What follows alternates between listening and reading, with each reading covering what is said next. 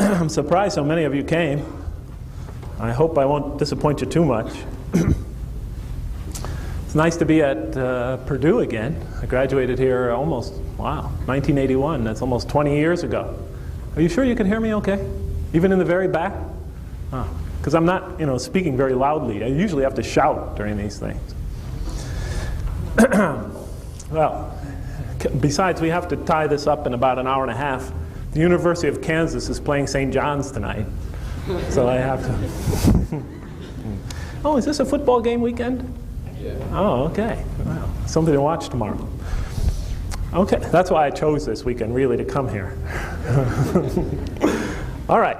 Well, tonight, I am hoping to present an atheist's interpretation of the Quran. I know it sounds strange, but it is true. Because the first time I read the Quran, I was an atheist. And so I'm going to try to recollect and to recreate, as best I can, that experience of reading the Quran as an atheist. It's, sometimes I regret that I am not like most of you, that I have been born into the Muslim tradition, born into a Muslim family. I think that makes life so much easier for Muslim young people and even Muslim old people, such as myself. And you have a great history and tradition, and you know so much about the religion before you even realize it. Before you even pick up the Quran for the first time, so much of how you read the Quran and understand the Quran has been influenced by your upbringing. The first time I picked up the Quran, I wasn't even quite sure what it was. It was a gift from a friend, and I just picked it up. I knew it was their holy scripture, but I really wasn't even quite sure who it was revealed through, who the author was, really almost nothing. So my perspective is sort of an innocent perspective. And so when I talk about it tonight, and I think it's a valuable perspective, or at least it should be a perspective that's of interest. Because I think when somebody new comes to the faith and reads the Quran and gains a different perspective, that may help us enrich all of our perspectives. Just as much as I've benefited from listening to Muslims, born Muslims, talk about their perspective on this religion, I hope I could contribute something to that dialogue. I'm going to be talking a little bit about the purpose of life, because I was an atheist before I became a Muslim. Actually, that's all I'm going to talk about tonight. Because that was my main problem when I picked up the Quran. I wanted to know what it had to say about the purpose of life. I wasn't expecting much, but it was an interesting journey nonetheless. And so that's what I'll be talking about tonight. My mom never got to come to Purdue University. My mom saw me lecture at several universities around this nation. She saw me lecture several times about Islam. And she was one of my best audiences, one of the best people I've ever had in an audience. She used to sit up front, and I could see in her eyes not just interest, but also a certain amount of pride. She was a very devout Christian, and she was that till her dying day, the day she died. But I really loved having my mom in the audience, and I always miss her even now. I don't really give that many lectures, even though I hear that you guys have some tapes of mine from old. I don't really give that many lectures, but whenever I am standing in front of an audience and I look at that front row, I still miss the absence of my mother there. And I wish you could have met her, because she was really a wonderful, wonderful, wonderful mother and person.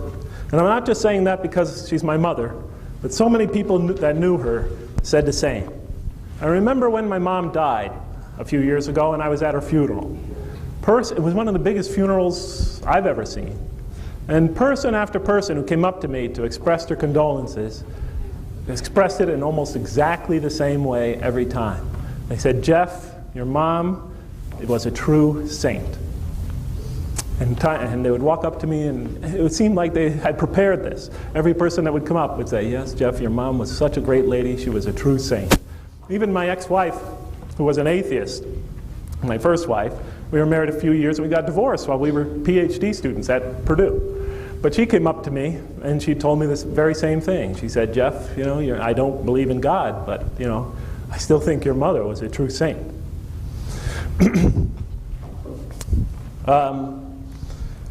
For a long time in my life, my mom was the only person I was really able to love. She was my closest friend. She was my protector. She was my only real hero. She was a deeply religious Catholic. She was a dedicated nurse. She was loved by all our neighbors. And she was the most giving and charitable person I've ever known. She was truly a very religious, devout woman. She didn't wear it on her sleeve. She expressed it through her treatment of others, her behavior towards others. I could still see my mom visiting the old Italian lady next door, Mrs. Caltabiano. She was in her 70s. I remember this lady, all the kids in the neighborhood hated her. She had an extremely bad temper. But my mother would visit her once a month and go over there with a basin of water and a towel over her shoulder, and she would trim that old lady's feet, the toenails on her feet, and wash her feet once a month. And I remember saying to her, "Mom, why do you do that? I mean, that lady is so mean. She's so old. She has such stinky feet. Why would you go over and wash her feet?" And I remember once she said to me, "Son, if Jesus could wash the feet of others, so can I." And that's what kind of religiosity she had. She translated her religiosity into helping others. And to her, that was what life was all about. Life was about giving. I remember how much compassion she had for her patients at the hospital, and how warmly they spoke about her when I would come to pick her up from work late at night, because she worked sort of the graveyard shift. So I'd pick her up very late at night. And her patients used to stop me while I was walking at the hall to pull me aside and brag about my mother for usually too long. I remember what great mother and teacher she was. I remember how honest she was, and how she never swore or treated anyone rudely. My mom wasn't perfect. She used to gossip a little, but she was the nearest thing to perfection I ever knew. Most of all, I remember how much she loved her 5 sons, and how hard she worked to provide them with as normal and a happy life as possible, despite the handicap we acquired. And the handicap that we acquired, I'm sad to say, and I even hate to bring it up, but it's central to this lecture, was my father. I don't know what was the matter with my father or how he became the way he was, but my father had this deep inner rage and anger that he just really couldn't control. And every night he would try to numb that rage and that anger with hard drinking. And he usually wasn't very successful. His drinking made my father all the more volatile, because he could be laughing and joking one minute, and he could fly into an angry rampage the next, and once he erupted, there was just no stopping him. It was like a thunderstorm, the severe thunderstorm that comes in over the horizon and starts exploding above you, and that just wouldn't go away. And he would be like that all night long for several hours, and it would take a ton of time and a ton of hard liquor before it would finally put him to rest. And it was really terrible. Living with my father was like carrying a box of nitroglycerin. You just weren't sure what was going to set it off. The slightest agitation, the slightest shift, he could unexpectedly explode into his violence. And it was not easy. It was not easy at all.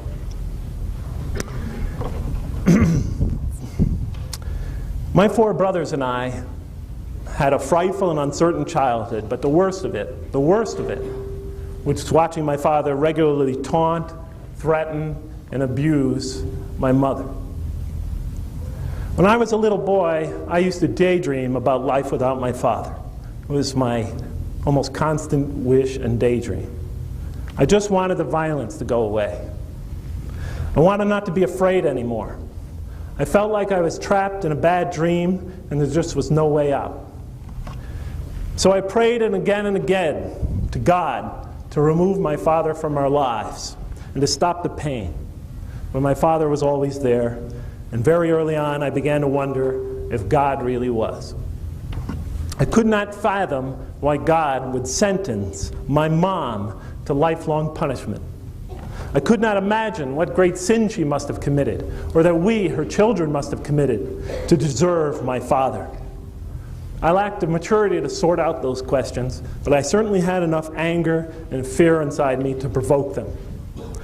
I was too young to see the wisdom in allowing my mother and her children to suffer the violence and abuse of my father. I was too young to understand what God would let innocent children lie in bed every night, crying, wondering, hoping, praying that their mom will still be in one piece the next morning. I just couldn't see why God would let that be.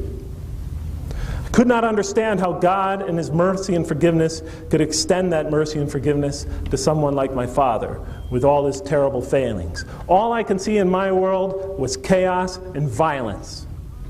And so, when I became old enough to think for myself, it became easy for me to question the existence of God. We also lived in a very violent city. The violence outside was nothing compared to the violence inside, but the violence that was happening in the world around me only confirmed what my father already had taught me only too well. There were the assassinations of the Kennedys when I was a kid, and Martin Luther King.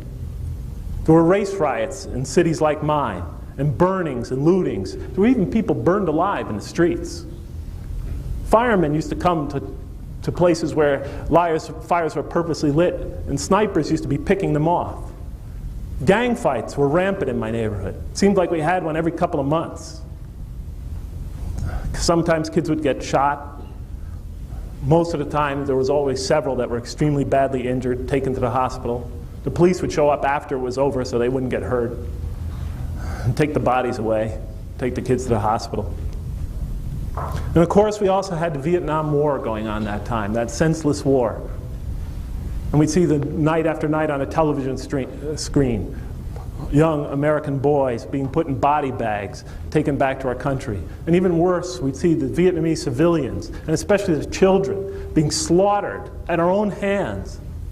And kids running down the street, Vietnamese children running down the street after a bombing, some of them naked, some of them on fire, from napalm burning all over them. All the violence in the world confirmed for me the lesson that was already ingrained in me, that this world is dominated by random, consuming, undiscriminating violence. And very early on, I began to ask why. And from a very early age. But that question became more intense for me as I got older and older. As I reached my late teenage years, I wondered why it had to be this way. Why did it have to be this way? I have 3 daughters. Not too long ago, I was walking with my wife, walking along, and 2 of my daughters were walking with me, and the youngest one, Fatin, whose name means alluring. You know, Fatin, my youngest daughter, my 10-year-old, was riding ahead of us on her bike. Then she circled around and rode by us again, going full speed.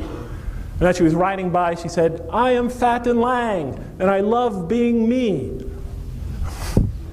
I looked at my wife and I said, "We must be doing something right, you know." And I was walking with my daughter Sarah not just long ago, because she's trying to lose a little weight, so she walks with me. I walk several miles every day, but now I come home after work and I walk an hour with her at night. And she's trimming down. She wants to lose a little weight. But I'm walking along and she says, "Daddy, I know I have to lose a little weight, but I know I am beautiful." You know? And that's because she feels it inside. You know? I mean, when she says such a statement like that, or my other daughter says, "I love being me," and they tell me, "Daddy, I think I'm beautiful," they feel that deeply inside. Something inside. It's not something, it glows from within. My wife is about 35 pounds overweight. And please don't record this. You can erase that from the table. She'll kill me, please. But she's about 35 pounds overweight, and she's 40 years old now. I got her age right. She'll kill me for that as well. But she's 40, about 35 pounds overweight. But not too long ago, she said to me, you know, and said to all of us, "Hey, look," my daughters were giving her a hard time about her weight. She said, "I don't care. I know I'm beautiful." Because she's always felt that way. That's not so much an appraisal of how a person sees themselves physically. It's how they see themselves in their totality. Well, when I look at myself to this day, when I think about myself, The last word I would ever use to characterize myself is beautiful or handsome or attractive. Because growing up in that environment, becoming an adult, somewhere early in my life, etched upon my being, I came to see myself in a very different way. And to this day, when I'm walking along and I'm thinking about how I look to others, or I just think about myself, I just see someone scarred, odd, disfigured. And I'll think about that. That's the way I'll probably perceive myself to the day I die. And I don't think we realize how much we affect our children and the way they see themselves. But it was amazing to me that there could be a God, and God could let that type of thing happen to children. My 4 brothers ended up following the same road of self-destruction that my father followed. They went down the same way. All 4 of them became drug addicts. 1 just recently died of alcoholism. 2 just recently kicked their habits after they had had them for 25 years. Another one was a heroin addict. He had to be jailed before he could finally kick his habit. I mean, why would God put people at such a disadvantage? This bothered me. Why did God create such an imperfect and violent world, I wondered? Why didn't he just put us into heaven from the very first and keep us there? And keep us there? Why did he make us so criminally inclined, so corruptible, so rebellious, and destructive and self-destructive? I mean, why would he do that, I thought? Couldn't he make a more perfect creature? Couldn't he just make us angels? I mean, if there exists angels, and I was taught, and I grew up in the Catholic faith that there is, why couldn't he make us like that? Why did he make us worse than they, if he could create better? What, did he just slip up? It got out of his control? I was told that he was omnipotent. How could that happen? If he wants us to submit to his will, why didn't he just make us submit to his will from the beginning? It's that simple. Why didn't he make us angels if he has it within his power? Why does he let the strong torture and oppress the weak? Why does he let blameless children be scarred so deeply and indelibly by the violence of their childhood? And trust me, I'm not feeling sorry for myself. There's tons of kids that suffer much worse than I did when I was a child. I wanted to know why, and I demanded an answer. And I didn't care where that answer came from. I tell you the truth, I didn't care if that answer came from heaven or if it came from hell. I didn't care if it came from an angel or the devil himself. I didn't care if it came from the Pope or Charles Manson. I just wanted an answer. And I just wanted to know the truth. I used to argue with my mother when I became an atheist at 16. Not argue. My mom didn't argue. Somehow she had this strange confidence that someday I would believe in God again. I used to ask her, "What makes you think that, Mom?" And as usual, she would pull out one of her old sayings she learned from her grandmother. As my grandmother always said, Jeff, the way the twig is bent, the tree will grow. I used to shake my head and think, wow, my mom, she's Don Quixote. You know, this is living an illusion. You know? I told her I had 3 main problems with religion. Number 1, why would God give us reason if our reason conflicts with faith? See, when we think about God and start asking questions about God, it naturally leads to impossible questions, irreconcilable issues. The dogmas that we're taught to believe in just don't make sense, I told her. Why would God create us to believe in these things if they go against reason? Or in the first place, why give us reason anyway, if reason leads to these contradictions? It makes it hard for us to believe in God. Why does he give us choice, the ability to choose? Just make us perfect. Why does he allow us to choose to become evil? Just didn't make sense, I said to her, if he wants us to submit to his will. And most of all, why does he allow us to suffer?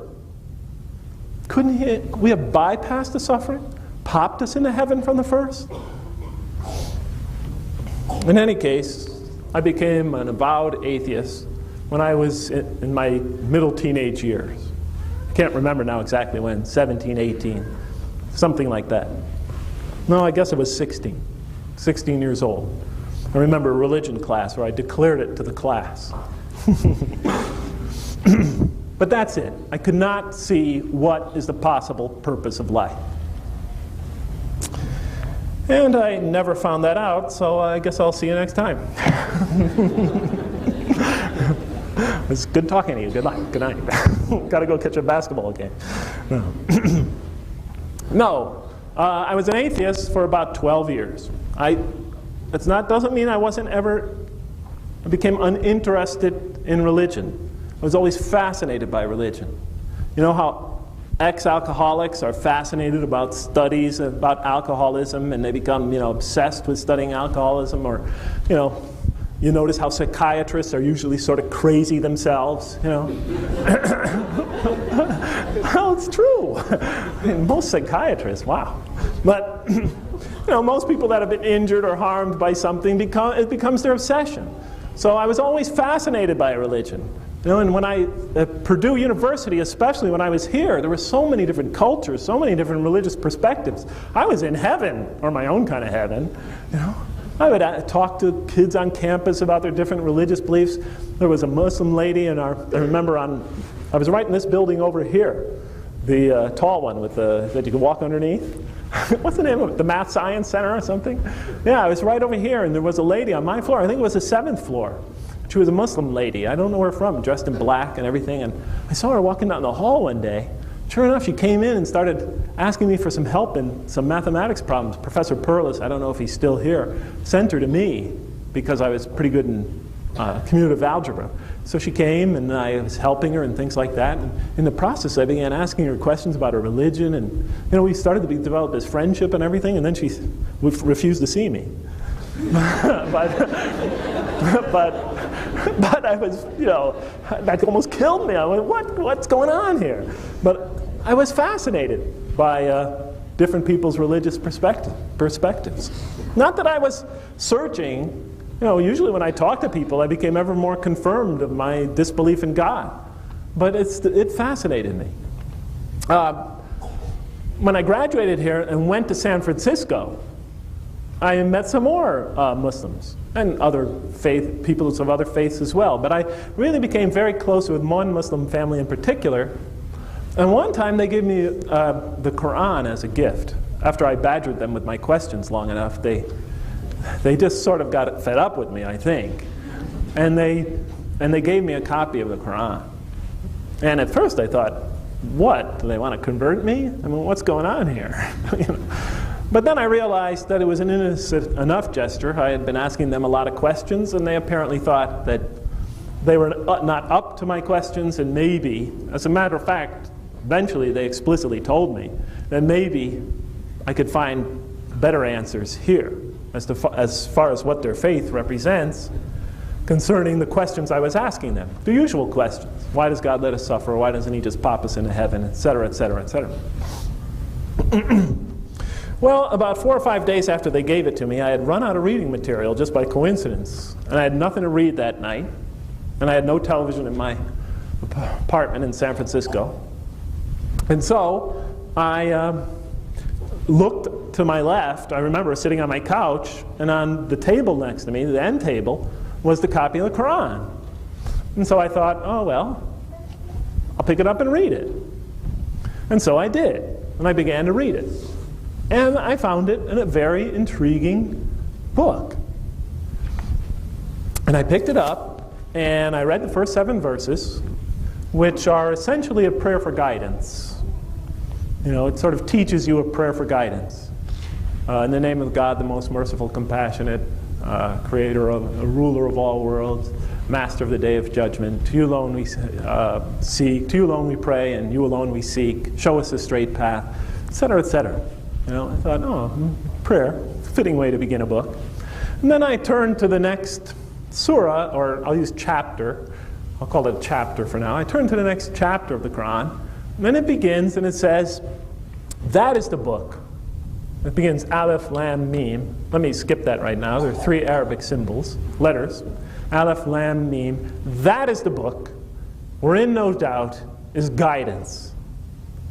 Now, of course, I just realized I had just prayed for guidance, or unknowingly, not intentionally. And then I read this next line, and it says, that is the book, wherein no doubt is guidance, is the guidance. And I'm looking at the book, and I'm thinking to myself, you mean this is the answer to this prayer I just said? And I look at what it says in front of me, and it says, that is the book. I look up to myself, thinking to myself, this is the book? That is the book. And it startled me, because from that point on, the entire Quran addresses the reader as if it's God addressing the person reading the book, speaking to him directly. I thought, what an ingenious author this is. He writes a revelation, and instead of talking about a history or even a biography, it's a personal address from God to the reader. I thought, it's like the Ten Commandments, even more personal than that, expanded to textual form, to a long text. I thought, what a clever genius this author was.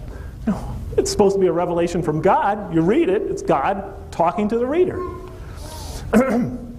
As I read on, I became more impressed with the author. And at that point, I really didn't even know who even people who didn't believe in Islam claimed to be the author. Although I certainly began asking right as soon as possible, and starting to read about this religion and its scripture as I was reading through the Quran, I really became obsessed by it and really just threw myself into studying this.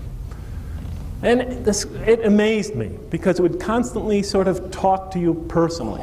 And it would include intriguing things that really caught my interest. Like, I remember reading the verse, I think it's the 25th verse of that second chapter. I'm hardly into the Quran. And I come up to the 25th verse, and it gives this very sort of concrete description of paradise, of heaven and the hereafter. And it talks about rivers running underneath and, beautiful shade and things like that. And I'm thinking, oh, come on, this is too concrete. I could see how this would appeal to 7th century Arabian mentality. But, if a guy was from Alaska and he was reading this, he would like warm sandy beaches than cool shade, and he would like, bikini-clad supermodels than, whatever, to what the Quran described. But then I go to the right, and and I started to think to myself, oh, this author wasn't so clever. And I go to the next verse, and it says, and God does not disdain from using any kind of parable, even if it is of a gnat, to get his point across. See, I just read this verse that I took very concretely, and the next one says, oh, don't take every statement in this, in the Quran so concretely. It says God does not disdain to use a parable, a symbolic statement, to get his point across. And I thought, man, this guy who wrote this Quran is brilliant. He sort of addresses people on one level, and then he knows that there's going to be more, sneakier, trickier people reading it, and so he catches them in the next verse and says, hey, you kind of skeptical person, don't think, God does not disdain to cite parables in order to get it, in order to catch your imagination, even if it is of a gnat. I thought, brilliant. The first 29 verses of that second chapter, beginning of the Quran, sort of describe its audience. There are the believers, the people who have a natural, not natural, but who believe in God and are sincere. And it says that this Quran will be of great benefit to them. And then it talks about the people who will not benefit at all. The people who just reject it out of hand are completely closed-minded, and the Quran dismisses them in one verse. Talks about them in one verse, dismisses them in one verse. They're going to not gain from this at all. And then it talks about the people on the fence, sort of in the middle, who waver between belief and disbelief. And it says how, they could benefit, but they have to be sincere, and they have to be open-minded, etc.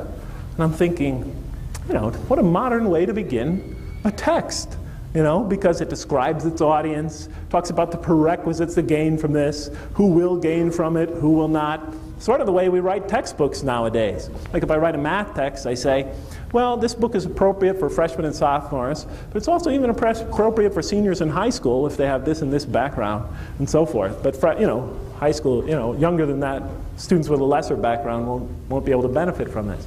And I thought, oh, what a brilliant way to begin this scripture. It's very modern in so many ways.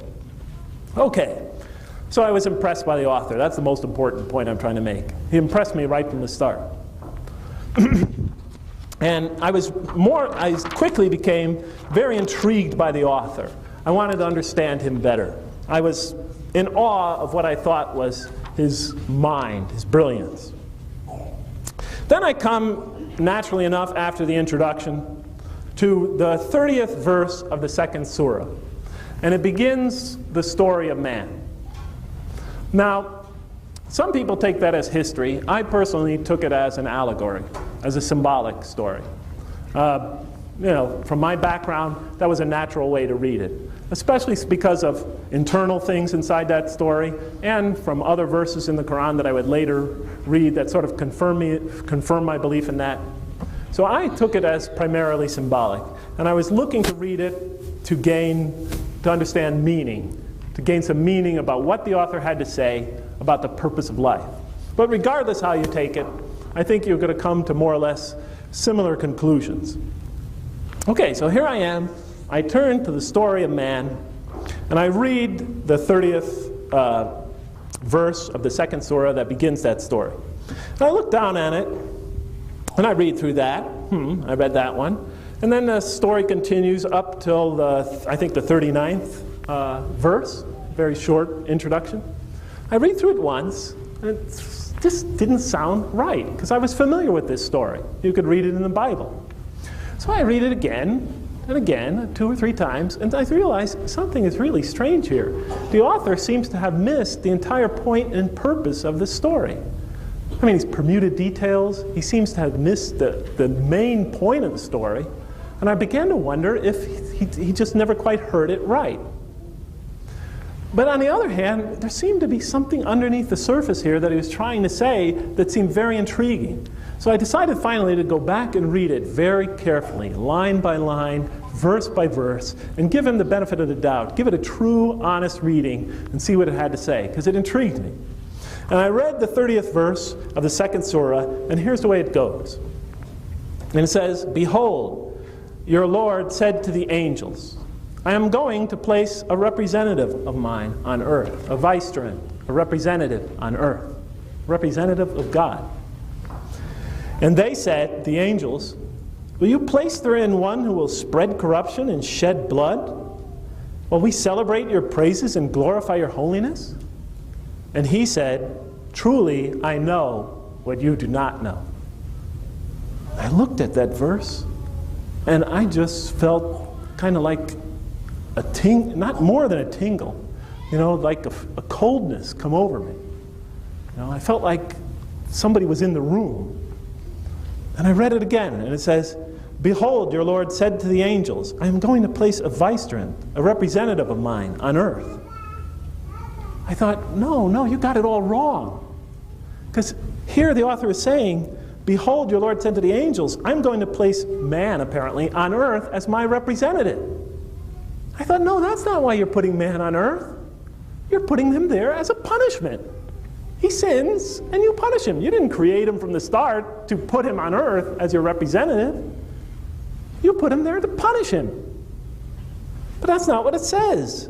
Long before man, Adam, and Eve even appear on the scene, it says, I'm going to place him there on earth as my representative.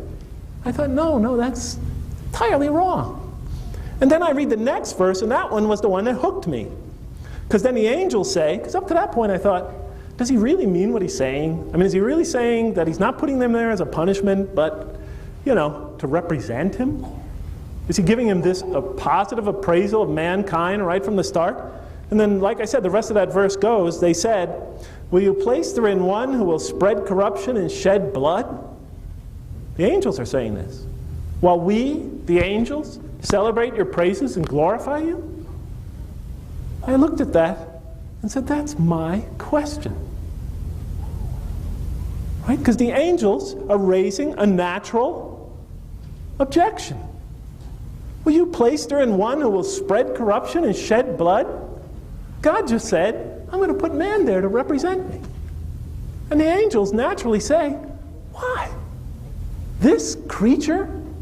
This rebellious being?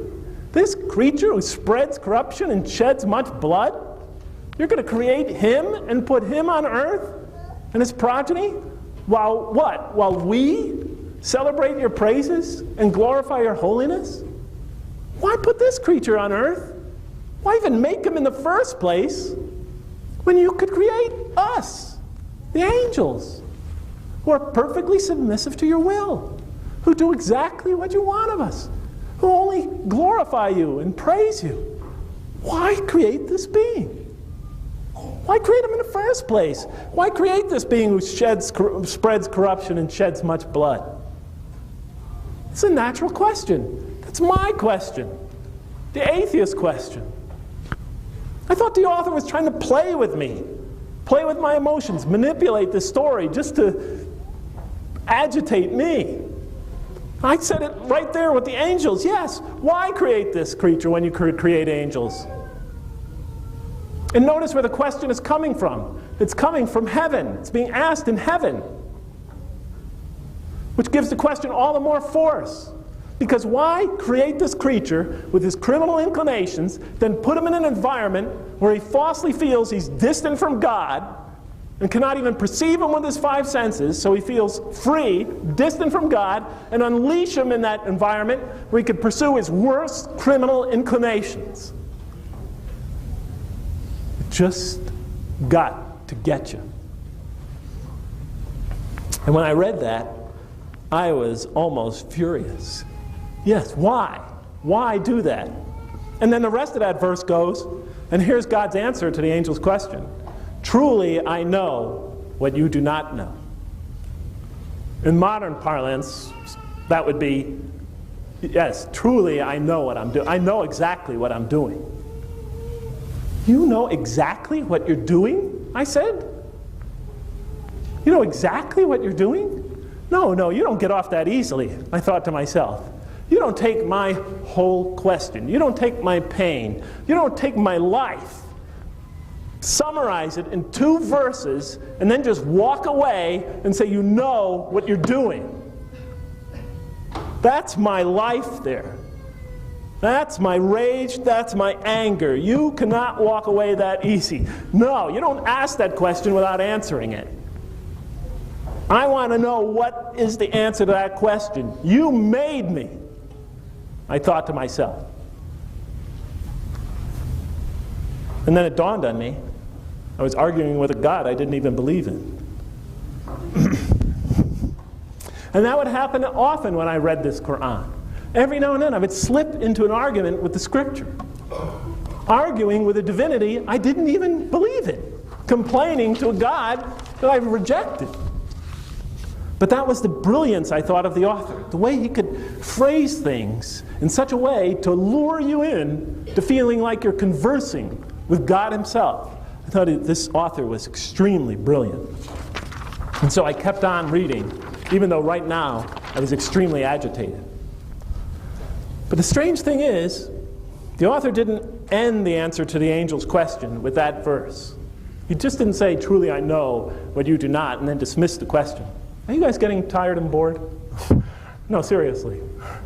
Sorry about this, but these things are kind of fun for me, but whenever I talk about these, my daughters go, oh, here he goes again.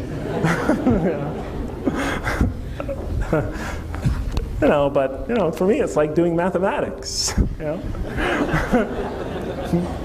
It's beautiful, even though I know all students would agree with that.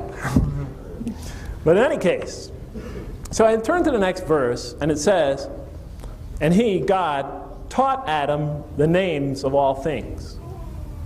And then he placed them before the angels and said, tell me their names if you are right. I looked at that verse, and it's clearly addressing the angel's question. It's responding to the angel's question. And it's interesting what it says. And he taught Adam the names of all things, and then placed them before the angels and said, tell me their names if you are right. Right about what? About your question, your objection, in a sense, to the existence of man. I remembered that in the account of this story that I had known from as I was a child, that man is taught, not taught, but acquires the ability to name things. But it was not presented as an answer to any kind of question. But in this version, the author now took this naming incident and used it to begin an answer to the angel's question. And he taught Adam the names of all things. I realized very quickly that you have to be pay very close attention to the wording, because this author was extremely skillful in his choice of words. And he said, and he taught Adam the names of all things. He's emphasizing that Adam here can learn. He can be taught. He's an intellectual being. And he taught Adam what? How to name all things. All things. All things that come into his conscious mind. Everything he sees, everything he experiences, he's able to assign verbal symbols. I was later discovered that throughout the Quran, the gift of human language, the human ability to communicate, not just in word, but also in writing, would be emphasized throughout the Quran. That this skill is what makes man way above the creatures around him. This gift, especially, is one of the greatest gifts that God gives to mankind. In the Quran, in one place, it says, it explicitly states that read commands the reader. Read in the name of your Lord who created man from a tiny creature that clings. Read, and your Lord is most bountiful. Why? Because he taught man the use of the pen, taught him with it what he could never know, what he knew not. The Quran will emphasize reading, talking, communicating, and man's intellectual abilities, especially as it is symbolized in this verse. What makes man special, what makes him unique, what begins as an answer to the angel's question, the author points to this verse, man's intellectual abilities. He begins by answering the angel's question by pointing to that, man's intellect, as symbolized especially in his ability to assign verbal symbols to all the concepts that come into his mind. And then he placed them before the angels and said, you, tell me their names if you are right. And they said, glory to you. We have no knowledge except what you taught us. We only have the knowledge, the level of knowledge, the intellect that you have provided for us. We cannot do this. They do not have the intellect. They do not have the intelligence to be able to create on their own verbal symbols for what they experience. Glory be to you. We have no knowledge except what you taught us. We cannot name these things. And they say, in truth, it is you who are knowing, the wise. This takes knowledge. This takes wisdom. This takes at least a certain level of genius to be able to name things like this. They admit their inferiority. This is beyond them. And then you turn to the next verse and it says, and he said, oh Adam, tell them their names. And Adam succeeds where the angels failed. The angels did not have the ability to be able to meet this task. Adam, he succeeds instantly. And when he had told them their names, God said to the angels, did I not tell you that I know what is unseen in the heavens and the earth, and I know what you reveal and what you conceal? A direct reference to the question. Did I not tell you that I know what is in the heavens and the earth, and I know what you reveal and you conceal? Didn't I just tell you? I know exactly what I'm doing.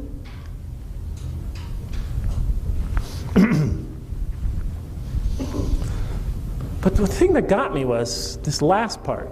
Did I not tell you that I know what is unseen in the heavens and the earth, and I know what you reveal and you conceal? What did the angels reveal? What did they conceal? I was amazed at the economy of expression of the author. In just a few words, he could pack so much meaning. It's so easy to just read through this. I read through this 3 times, I told you. 2 or 3 times before I went back and read through it slowly. and didn't realize anything. Couldn't get the picture. But I went back and read it line by line, word by word. Suddenly a whole world was opening up to me. Did I not tell you that I know what is unseen in the heavens and the earth, and I know what you reveal and what you conceal? What did the angels reveal? What did they conceal? Well, I look back. It's obvious what they revealed. The evil propensities of man. Man's ability to destroy, to wreak havoc, to spread corruption, to shed blood. They revealed the dark side of human nature, plainly. But what did they conceal? I thought about it and it was obvious. They ignored, neglected to say that man has a reciprocal ability to do good, to show compassion, to be kind, to be merciful, to be just, to do what is righteous, to do righteous deeds. Man has the ability to rise to great heights of virtue.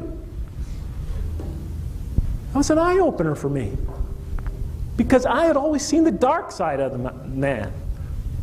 I was blind to it. I had a blind spot. I was blind to the reciprocal ability of man. But here, the angels are being told exactly what I needed to be told.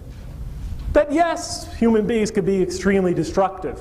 They could be violent. They could be vicious. They could be mean. But they also could be kind, good, merciful, virtuous. And we all know it throughout history. We have the greatest exemplars of goodness and the greatest exemplars of evil, sometimes living side by side on the human stage. Of great examples, Adolf Hitler and Schindler. Right. Usually when someone evil arises, it forces the good out of others. They seem to bring out the best in each other in a certain sense. Right?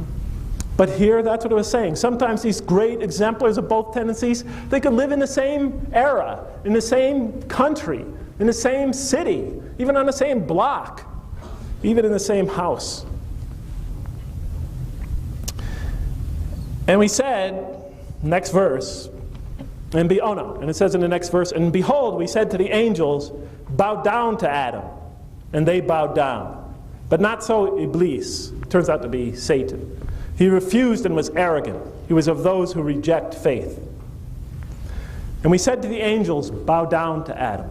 If I had any doubt up until this point that the author meant that human intelligence made mankind potentially superior to the angels, this verse removed all doubt.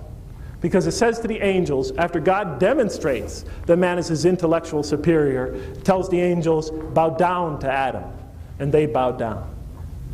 Bowing down could be a symbol of what? Well, it could be a symbol of inferiority, but it also could be a symbol of subservience.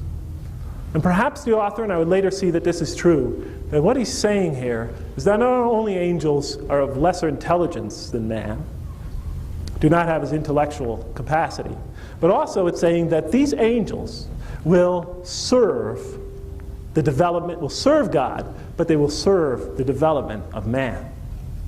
And later in the Quran, we'll see that everything else about us in this learning experience, in this life on earth, is to serve our growth and development. Even Satan, it turns out, serves a function according to the Quran.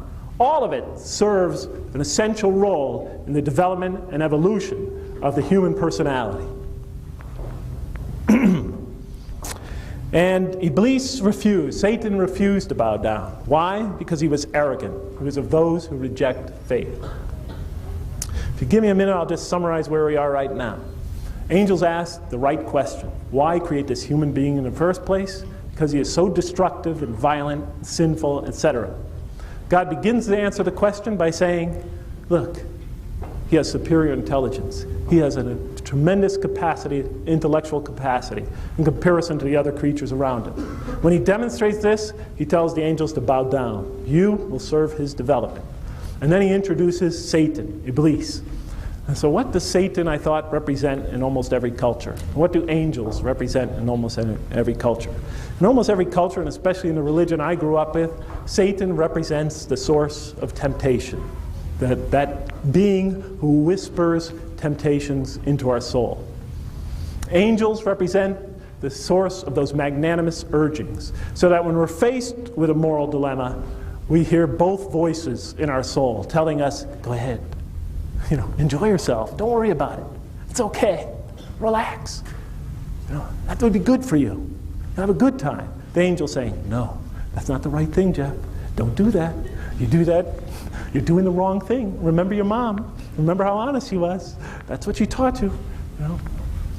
So here the author is introducing the source of temptation that we are exposed to and the source of inspiration that all human beings are subject to. That's what they pretty much represent in all cultures. But why does he introduce it at this stage? Well, first, in answer to the angel's question, I thought he's talking about man's intellectual ability. Now he's talking about what? Man has the ability to choose between, because he is subject to magnanimous urgings and evil promptings. And he has the ability, as we'll soon see, to choose between them. Man is a creature of choice, a moral being. And these promptings that he's subjected to, magnanimous urgings and evil promptings, temptations, heighten the morality of a decision. It forces us to focus on it, so that not only can we discern between the two, but when we have to make a moral decision, it becomes, we focus on it in an intense, we're forced to focus on it in an intense way. So up to this point, we see that man has gone through a period of instruction, of learning. In his development, he's now become a moral being, and so he was presented with a choice. And it said, and we said, O Adam, dwell you and your spouse in the garden, and eat freely thereof what you wish, but come not near this tree, for you will be among the wrongdoers. I'm thinking, the author either has his own original version that he's talking about here, that he's presenting here, or he just can't make up his mind what point he is trying to get across. He's getting lost. Let me read it again. Dwell you and your spouse in the garden, and eat freely thereof what you wish, but come not near this tree, for you will be among the wrongdoers. The reason why I said the author seems to be confused is because he's almost totally dispassionate in that statement. I said to myself, no, that's not how it works. God is supposed to be fearful at the prospect that Adam may eat from the tree, because that's the tree of eternal life and infinite knowledge. And if he eats from it, as it said in my upbringing, they will become as gods. And so God, after he banishes man from the garden, puts an angel around that tree so that he never goes near it again. For God knows if he goes near that tree, it's a disaster. Man could become his equal. And he's nervous and frightened at the prospect that man will go to the tree and eat from it. But here, there's no sense of urgency. There's no sense of panic. There's no sense of even mild worry. God says to Adam and Eve, O Adam, dwell you and your spouse in the garden, and eat freely thereof what you wish, but come not near this tree, for why? For you will be among the wrongdoers. It's almost as if the tree is picked at random. Let's see, Adam, Eve, go not eat whatever you like in the garden, but don't go near that tree. There's nothing special about the tree. I read the whole rest of the Quran. There was nothing special about the tree. Satan tempted Adam and told him, it's, this tree, if you eat this from this fruit, you'll have a great kingdom, a kingdom that never decays, and so forth, and eternal life. It turns out to be a falsification on his part. No truth in it at all. But God seems totally in control here. Not at all worried at this prospect. What does the next verse say? But Satan caused them to slip and expelled them from the state in which they were. I read that verse and said, what? This author has a penchant for understating things. What happened? But Satan caused them to slip and expelled them from the state in which they were. What?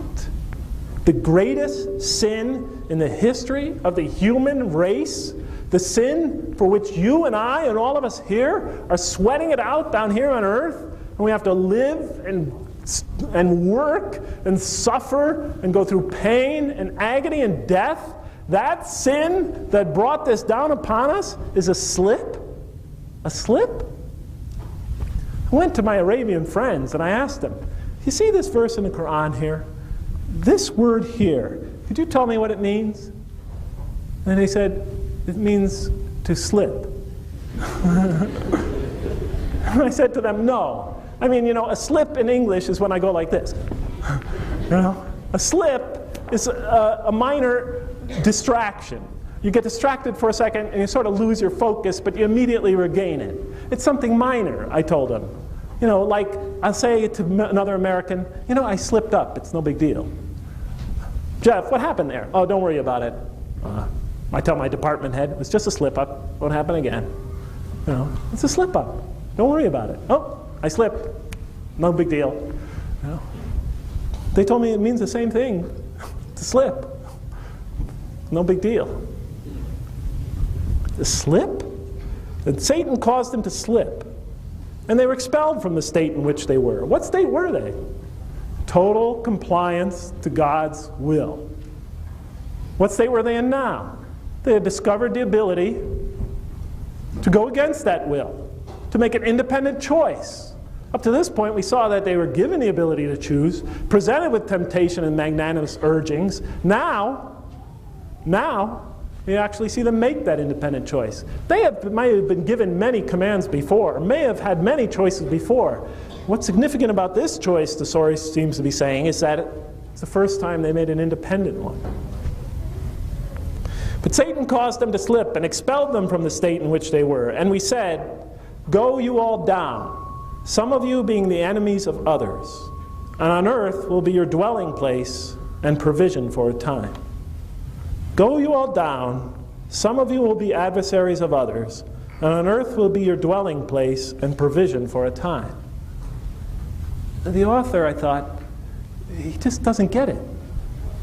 I mean, there should be rage here. There should be anger. God should be furious. He should be losing it. He should be threatening this creature. He should be screaming at him, telling him, yes, and the woman, you're going to have a period, and you're going to scream on your labor pains, and this guy who you were too smart and you tricked him, he's going to rule over you. That's going to teach you a lesson, and and so forth. But here, he simply says, go you all down, some of you being adversaries of others, and earth will be your dwelling place and provision for a time. And that's not a God losing it. And on earth will be your dwelling place and provision for a time. When I walked into the hotel today, and the person behind the desk said, here's your room, and we have a continental breakfast in the morning, I didn't assume they were angry at me.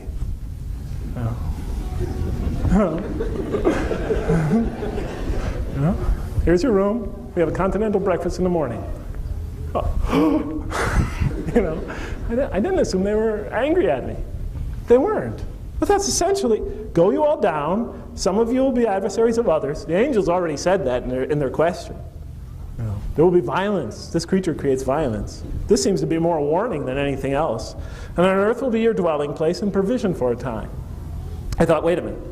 Maybe I'm misreading this. The next verse, I'm sure, will show God exploding out of control. And then Adam received words from his Lord, and he turned to him mercifully. For truly God is oft returning, ever merciful. What? Merciful? Adam receives words from his Lord? Turns out in the next verse, the words of consolatory words, the words of consolation. Then Adam receives words from his Lord, and he turned to him mercifully. God forgives him? Truly he is oft returning, the merciful. It's definitely not a God going out of control. I thought, what point is the author trying to make here? He has missed the whole point and purpose of this story. Next verse. And it repeats what it said before. So we said, go down from this state, all of you together. And truly there will come from me guidance to you. And whoever follows my guidance, no fear shall come upon them, nor shall they grieve. If I had any doubt before that God was not punishing Adam by putting him on earth, Adam and his spouse.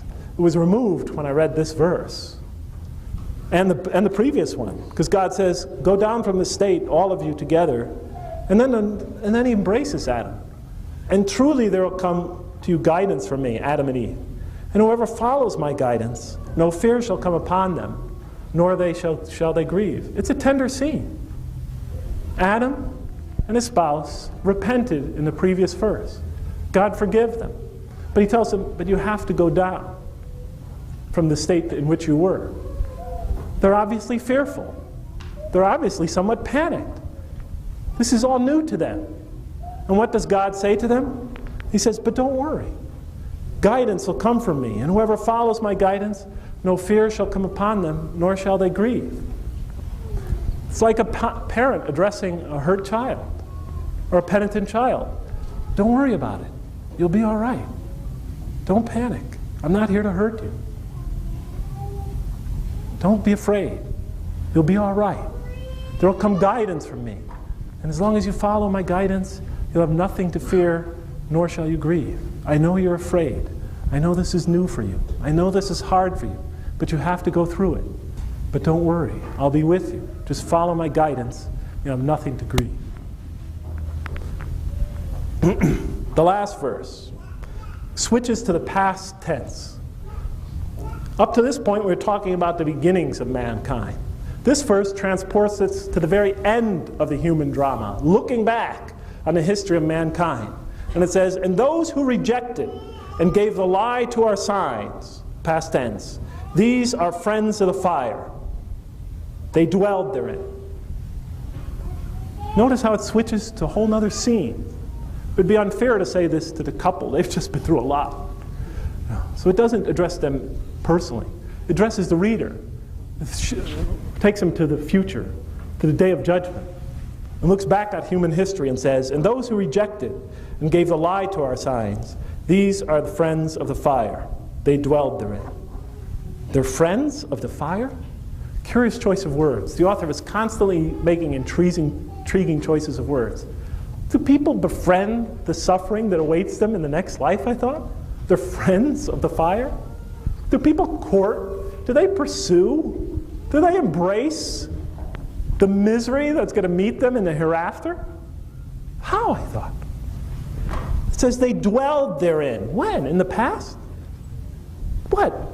Did they already create or live in some kind of hell in this life that's organically connected to the hell they experience in the next? What was he saying here? Later in the Quran, I would read a verse that says this, in your mutual rivalry for the things of the world, right? I got to remember it. You're diverted. In your mutual rivalry for piling up the things of the world, you are diverted. Then it says, but then you will know when you die. And then it says, and then again you will know when you reach your next existence. But then it says, but if you could see right now with the eye of reality, you would certainly see the hell. What hell? The one you're already in. Is that what the author was trying to say? Is there an organic link between what we do in this life and to what we experience in the next? Do we create do we start? Do we, in a sense, make ourselves into that type of creature that experiences either pain or happiness in the next life? Too many questions were coming into my mind. And I kept seeing a picture going in and out of focus. And I was only 39 verses through the Quran, and the 7 in the opening chapter. So 46 verses. It's only a few pages through the Quran. I had a whole Quran to go. But I was determined to pursue it and find how the author deals with those questions. So I thought he was a genius up to this point. I thought he was a genius beyond any genius I had ever read. Or at least I thought he could be. But I thought as I read through the rest of the Quran, he'd start to fall apart, make mistakes, contradict himself. So I continued reading. I was just intrigued. I was wondering when he was going to trip over his own feet. Okay. 3 things the author seemed to be emphasizing in this story. 3 things that intrigued me most. It seemed that he was emphasizing, in response to the angel's question, why create this most corrupt and worst creature? Are you getting really exhausted? Seriously. Because I could finish this tomorrow. Really. No lie. I'm not a politician. I'm telling the truth. Okay. I'll go a little further. Until you get too exhausted, just raise your hands. Okay. Because you've been at it a long time already. You know? Okay, an hour and 10 minutes of listening to me talk. But in any case, 3 things in response to the angel's question he seemed to be emphasizing. 1, reason. Right? Human beings have reason. That figures into a response to the angel's question, why create this most destructive being? Second thing he seemed to be emphasizing is choice, and the human being is a creature of choice, and he can make moral choices. God has empowered him to make moral choices and to see them through to their normally expected conclusions. At least that's what it seemed to be hinting at. I'd have to read the rest of the Quran to see if that was really true. Third thing that seemed to be emphasized in the story is that human beings will suffer. And God just says, yeah, they're going to suffer. Fourth thing he seems to emphasize, we're not put here as a punishment. We're not put here as a punishment. Because notice when he forgives Adam, he doesn't pop him and he and his wife back in heaven. As a matter of fact, there was nothing in the story to indicate that this life was a punishment. But when I read that verse that said he had forgiven Adam and Eve, I thought, okay, put him back into heaven. You forgave him. You know, when I penalize my daughters for doing something wrong, I subtract $5 from their allowance. If they come and cry, my wife says I'm a marshmallow. If they come and cry to me, I say, okay, you're forgiven. And then I give them back the $5. If I kept the $5, they'd say to me, Daddy, I thought I was forgiven. Make up your mind. Am I punished or am I forgiven? Oh, you're forgiven, but I'll keep the $5. That's not fair. You forgave me. So why doesn't God put Adam and Eve back into heaven? Because life is not a punishment. This is from the beginning of the story to the end. We had known from the very beginning, and it was consistent throughout, that he's going to put them there as his representative, potentially, on earth. Human beings have the potential to represent them. Somehow that figures into response to the angel's question. So 3 things are emphasized. Well, 1, life is not a punishment. 2, human beings are creatures of intellect. 3, they have the ability to make choices. They have the ability to exercise will. And 3rd, that they're going to suffer. And somehow, it seems, the author was emphasizing these in the story of man. Now, I thought I could just be wrong, deluding myself, really, projecting my own neurosis onto this story, my own childhood trauma onto the story. So, as I read through the Quran, I tried to keep my mind and eye open for anything that would contradict what I had thought. And as I read through it, sure enough, I found confirmation of what I just said. Reason, man's ability to reason, gets such strong emphasis in the Quran that sometimes you would think that the author is some kind of, tremendous, has a tremendous faith in philosophy and reason, like no other religious mind in history. Because I was always taught that reason and faith conflict. That somewhere along the line, they contradict. The age-old conflict between faith and reason. If you take reason too far, you'll naturally arrive at conflicts with faith. This author says exactly the opposite, saying that people do not believe, or people to come upon false beliefs because they do not use their reason. He makes the point again and again and again. He puts so much emphasis on reason that one famous Western Orientalist who studied the Quran said, the Quran puts so much emphasis on reason that you would think that disbelief is nothing more than an infirmity of the human mind. An inability to use it, like an illness in your mind. Mental sickness. That's how much emphasis he puts on reason. That was Henri Lemens who said that. Another Orientalist, and every Orientalist that has ever written about the Quran has more or less emphasized this point. Maxime Rodinson, one of the leading Orientalists in France, wrote, "The Quran continually expounds the rational proofs of God's omnipotence, the wonders of creation, such as the gestation of animals, the movement of heavenly bodies, atmospheric phenomena, the variety of animal and vegetable life, so marvelously well adapted to men's needs." He's not a Muslim, but he was impressed by this. He said, all those things are signs for those of insight. And he quotes the Quran here. Repeated about 50 times in the Quran is the Arabic verb which means to connect ideas together, to reason, to understand in an intellectual argument. 13 times he says we come upon the refrain after a piece of reasoning. Have you then no sense? Will you not use your reason? The infidels, those who remain insensible to Muhammad's preaching, are stigmatized as a people of no intelligence. Persons incapable of the intellectual effort needed to cast off routine thinking. And he gives several references. In this respect, they are like cattle. The Quran complains that people disbelieve or corrupt religion because they do not use the reason. They refuse to reason, says the Quran, and I have 10 references here. And there are people who do not reason, says the Quran, and I have 12 references here. It says, will you not reason? The Quran asks repeatedly, again and again and again.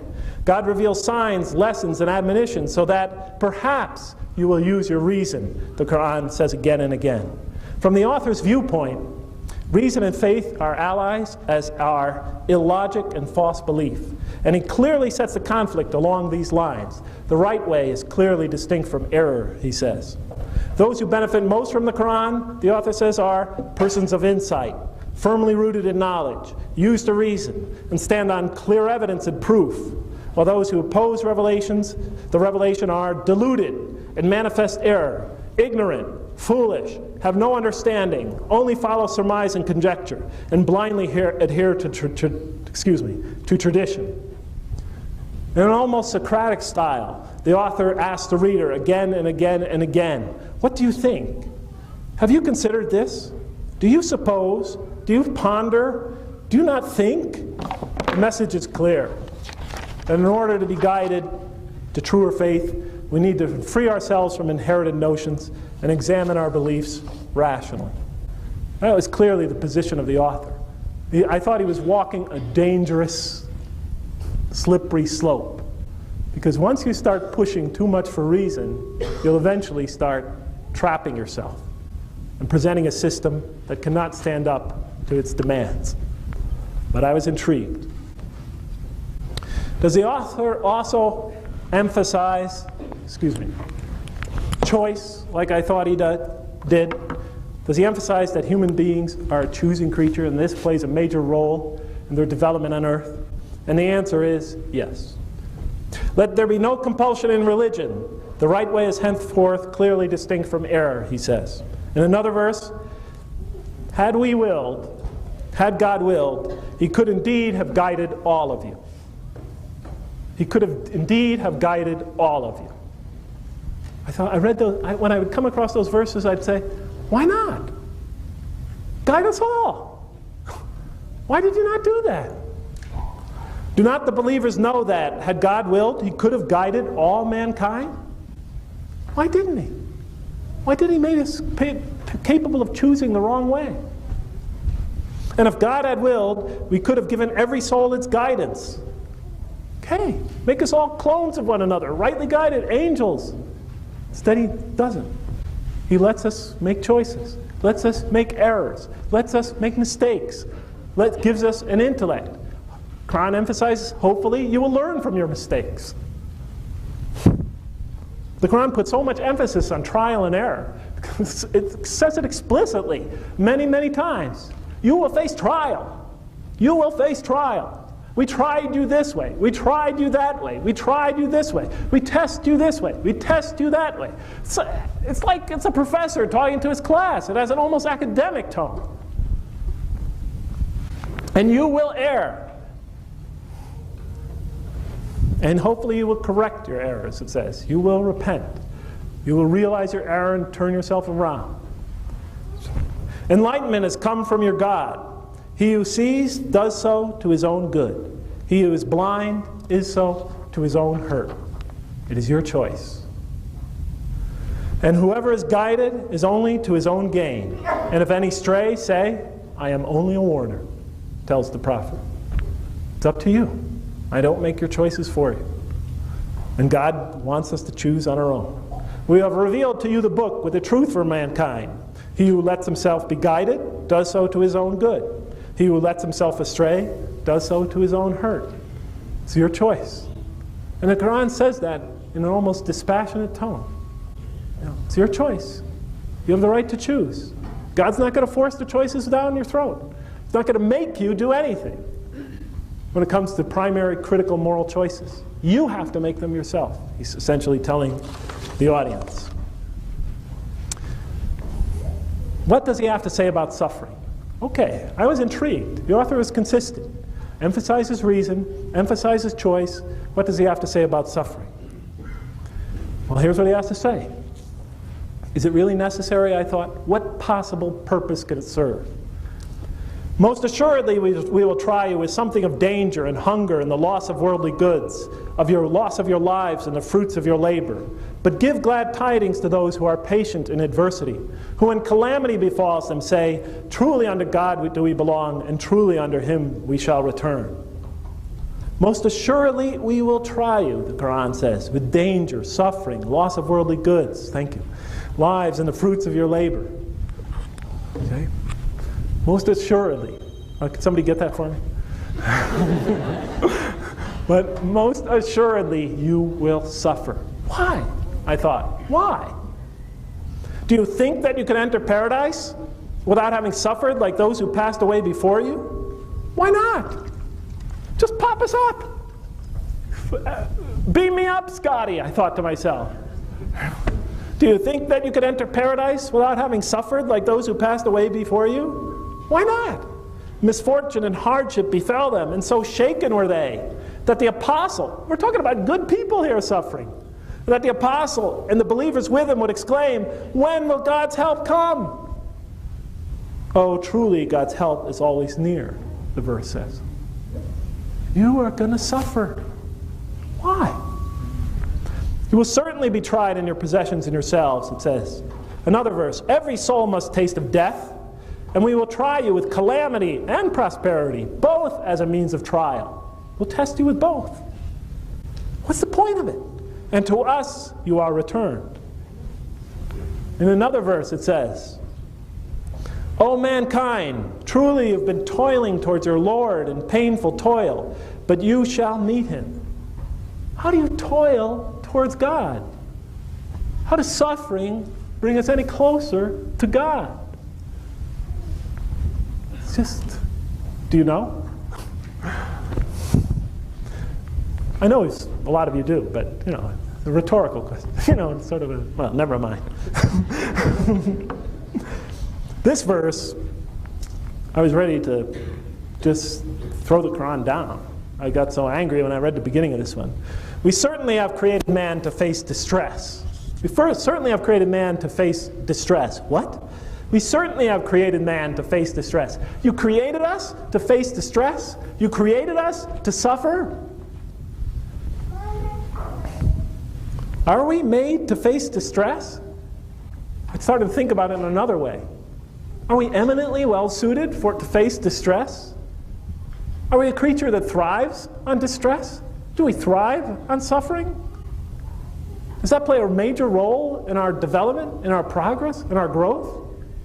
When I thought about it that way, I said, yes, of course. I could see that in this life, we are eminently well suited to face distress more than any other creature about us. And that sort of charts our intellectual evolution and our progress.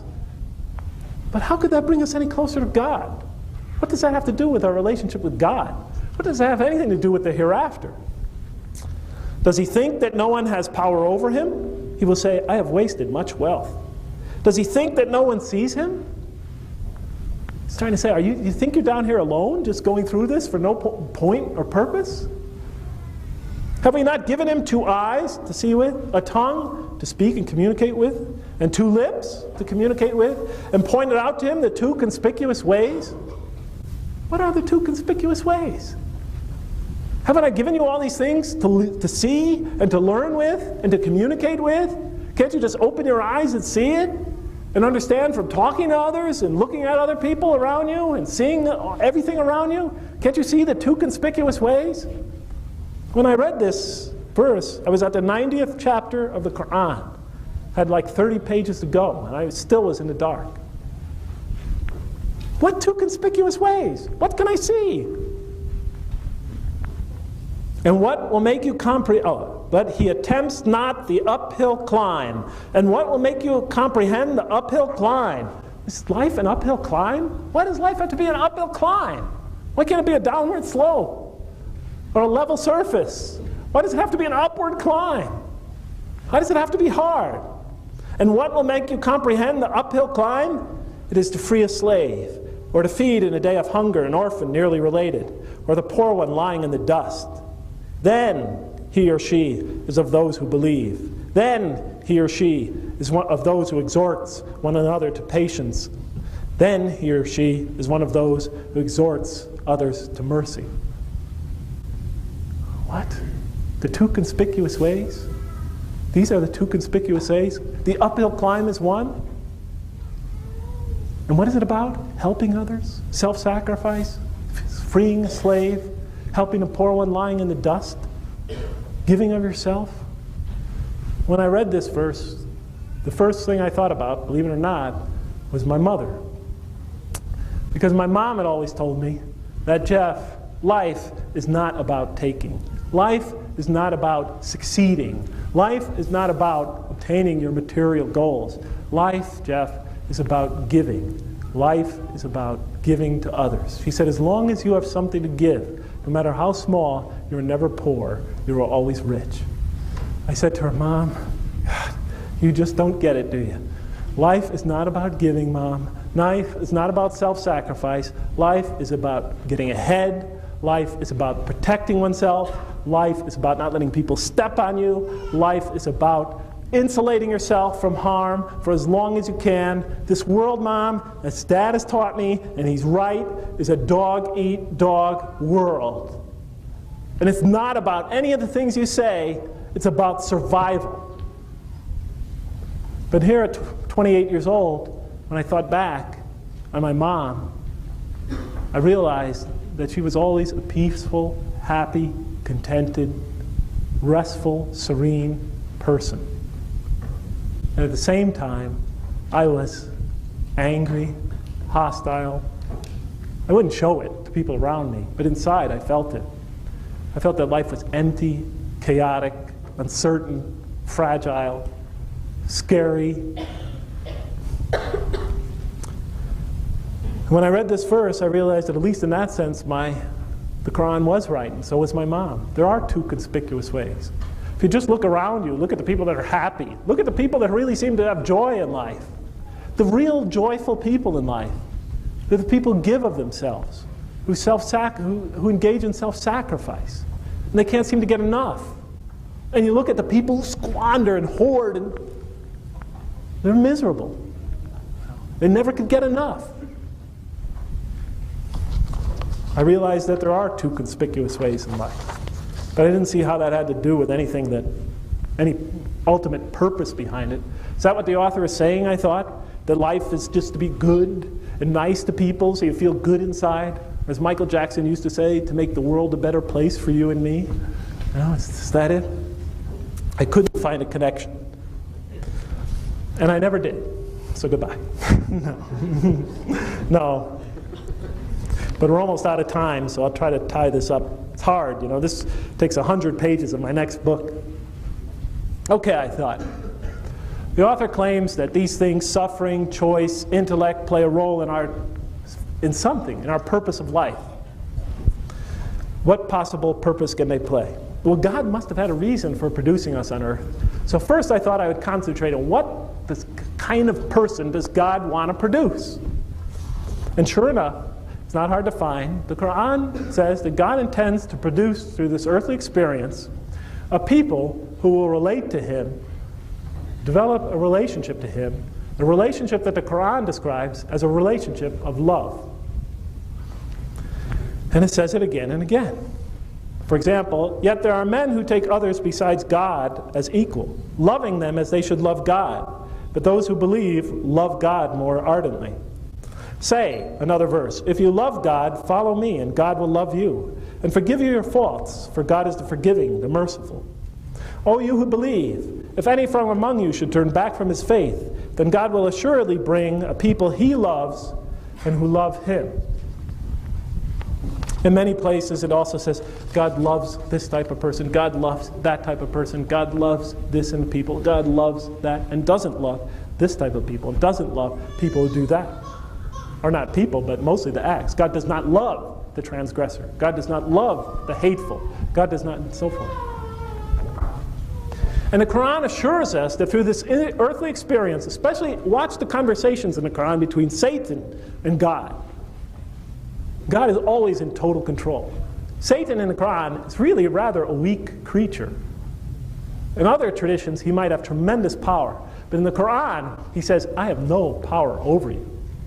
I but whisper, and you follow. Remember? And it says on the Day of Judgment, he's going to say to those who followed him, I had no power over you whatsoever. I only whisper, and you follow.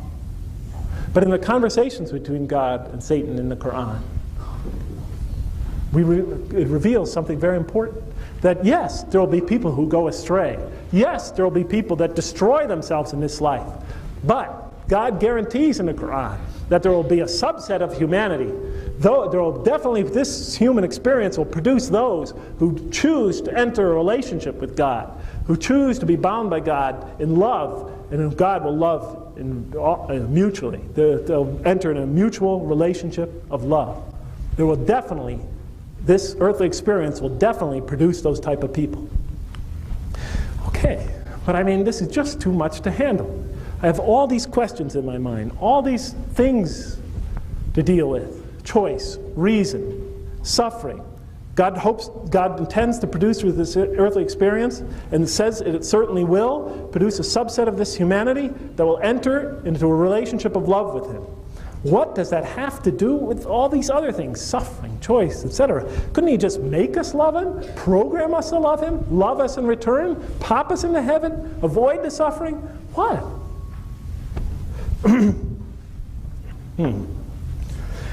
Okay, so the Quran says that God wants to enter into a relationship with humanity, and that this human experience will definitely produce a certain segment that will relate to him. So here I am, I'm done with the Quran, and I'm trying to think, what could the possible connection be? So what's the natural place to look? Well, if it has to do with a relationship between God, we should look in the Quran what the Quran expects from man and what the Quran tells us of God, and then we should try to see if there's any relationship between the two. I mean, that seems like a natural thing to do. Because if the issue comes down to relating to God, we should discover in the Quran what it says about the believers and the disbelievers, those who are brought near to God and those who are not, and God, and see if there's any possible connection between the two. Okay, so what does the Quran expect from mankind?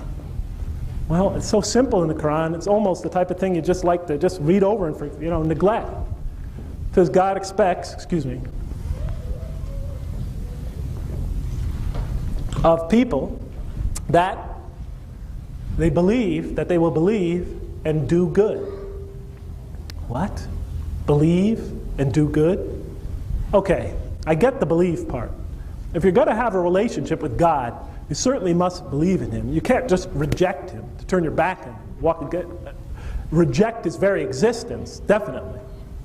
But what does doing good have to do with forging a relationship with God? You want us to make us good, whatever. But even so, what difference does it make? So I looked up what kind of acts the Quran said are good. I just wrote a partial list. I didn't look them up. I just tried to remember from my reading of it.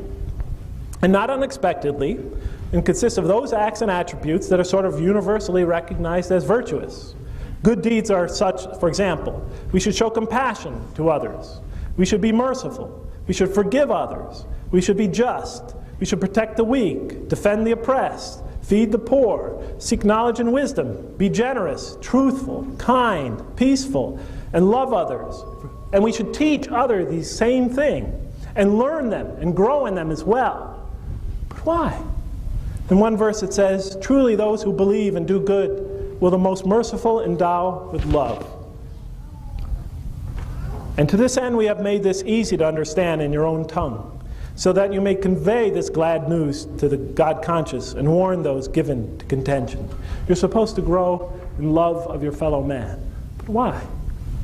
I had not a clue, but I did list them. Hope I could get here without sabotaging this. Somebody left their glasses here. Okay, so we're supposed to grow in love of our fellow man. You probably can't read this anyway, if you're way in the back. Compassion, this is very small. Love, right? Compassion, forgiveness. I just, listed them. I had nothing else to do that day. I was watching a football game. Love, compassion, forgiveness, caring, justice, truth. What are some of the other ones I said? Protect the weak. Protective of the weak. Kindness. Forgiveness. What did I leave out? Mercy.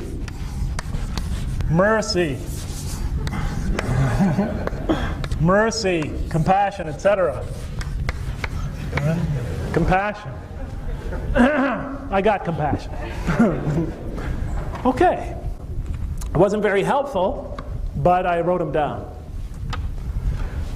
Okay, but I didn't complete my project. Okay, what does the Quran tell us about God? Now this is where it gets tricky.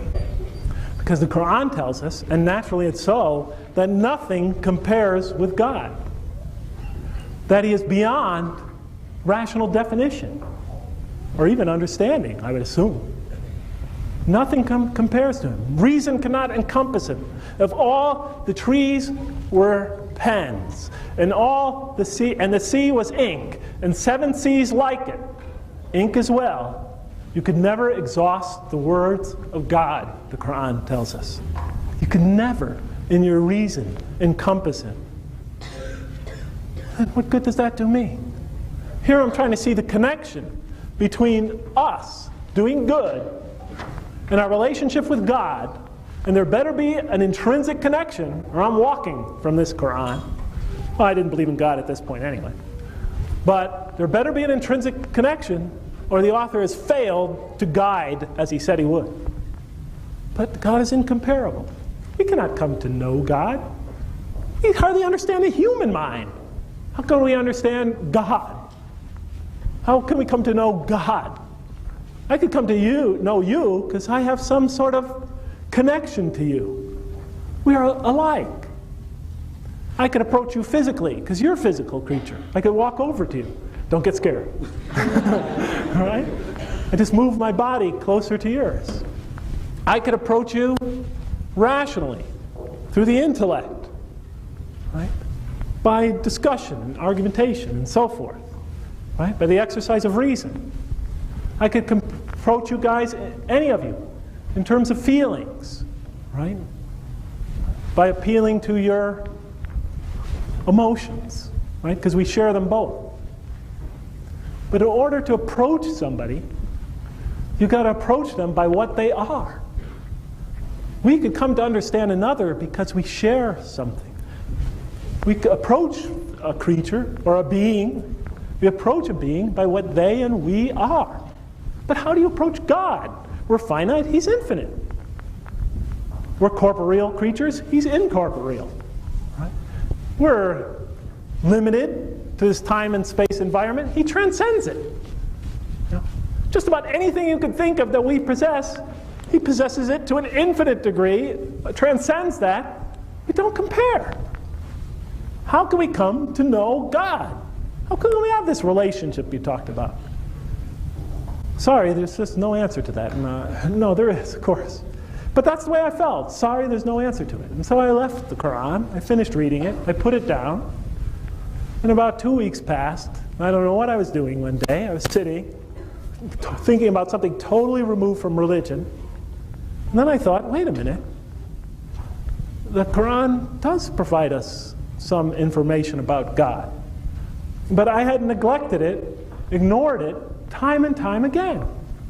There are thousands of descriptions in the Quran about God that I just had never seen.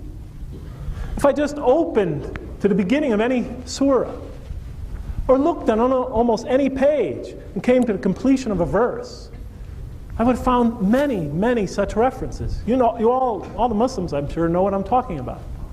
Because throughout the Quran, time and time again, punctuating passages, crowning passages, beginning surahs, you find what the Quran refers to as the beautiful names of God. You can't miss them. And they tell us something about God, right, for our benefit. And as I thought about them in my head, I began to list them in my head. The beautiful names of God. And I thought about them in my head. What are they? God is the loving. God is the compassionate. God is the forgiving. God is the caring. There's dozens and dozens of them. God is the just. He is the truth, or the truthful. He is the protector. He is the kind. God is the forgiving. Just read through the Quran. You can't miss these. He is the merciful. And on and on and on. I didn't complete this list, and I didn't complete this one either. But I looked in my mind at the two lists I visualized for the qualities God wants us to develop and the qualities that the Quran uses to describe God. And then I just immediately saw the picture. So what the author was telling us.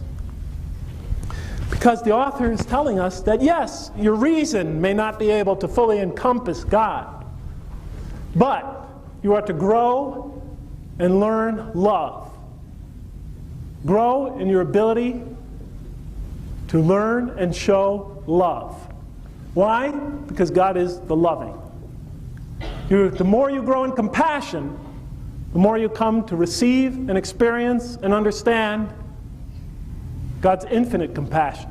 Because the Quran lets us know that all compassion ultimately comes from God, originates from God. The more you grow in forgiveness, the more you come to receive and experience and to know the forgiving, who is God. The more you grow in your ability to care for others, the more you grow in your experience of, and understanding of, and ability to know the caring. You don't reach it through reason, you reach it through experience. Same way I understand you in this audience. I don't know you rationally. I know you because we share common experiences. God is the caring, infinite source of caring according to the Quran, but we could grow in our ability to care for others. The more we grow in justice, the more we come to understand, experience, and to know the just. The more we grow in truth, the more we come to know, experience, and represent the truthful. And the Quran says we're here to represent God. The more we know of protectiveness of the weak and the downtrodden, the more we come to know the protector. The more we know of kindness, the more we come to know, experience, and receive the beauty that only the kind could give us. Forgiveness, forgiving, merciful, merciful, compassionate, compassionate, and on and on. When I explained that to my daughters, they said, "Daddy, what are you trying to say?" And I told them this. I said, pretend that we have a dog, some goldfish, and 3 daughters. Pretend that. I do have 3 daughters. So at least they could relate to that. I told them, no matter how much of my love, no matter how much of my compassion, know how much of my comparing, how much of my real self I shower on that goldfish could only experience my love, my compassion, my caring, my justice to a very limited degree. Because it's a very primitive creature. It only knows and could learn and could experience love, compassion, forgiveness, etc. to a very minuscule level. But my dog, Rex, I don't have a dog, but I had one, Rex, once. But my dog, he could know and experience and feel my love, my compassion, my caring, myself, my being, to a much higher level, because he's a more developed creature. He knows through his own life experiences, he experiences through his own life experiences a certain amount of love, compassion, forgiveness, not just as a receiver, but as a giver as well, which is more important. Because when you give love, you're experiencing loving on a whole nother level than just receiving. You're learning it. But I told her, look at you three guys. Look at you three guys, I said to my daughters. As you grow, you will come to learn, know, and experience love, compassion, forgiveness on a much higher level, and a higher level. And it's up to you how high you want to go. But the more you grow in love, compassion, mercy, forgiveness, etc., the more you could experience whatever love, mercy, compassion, forgiveness, etc., that I have to give to you. The more you could experience me, the more you could experience my being. And that's essentially what the author seems to be telling us. That the more we grow in all these, the more we could experience the infinite love, compassion, forgiveness, caring, justice that is God.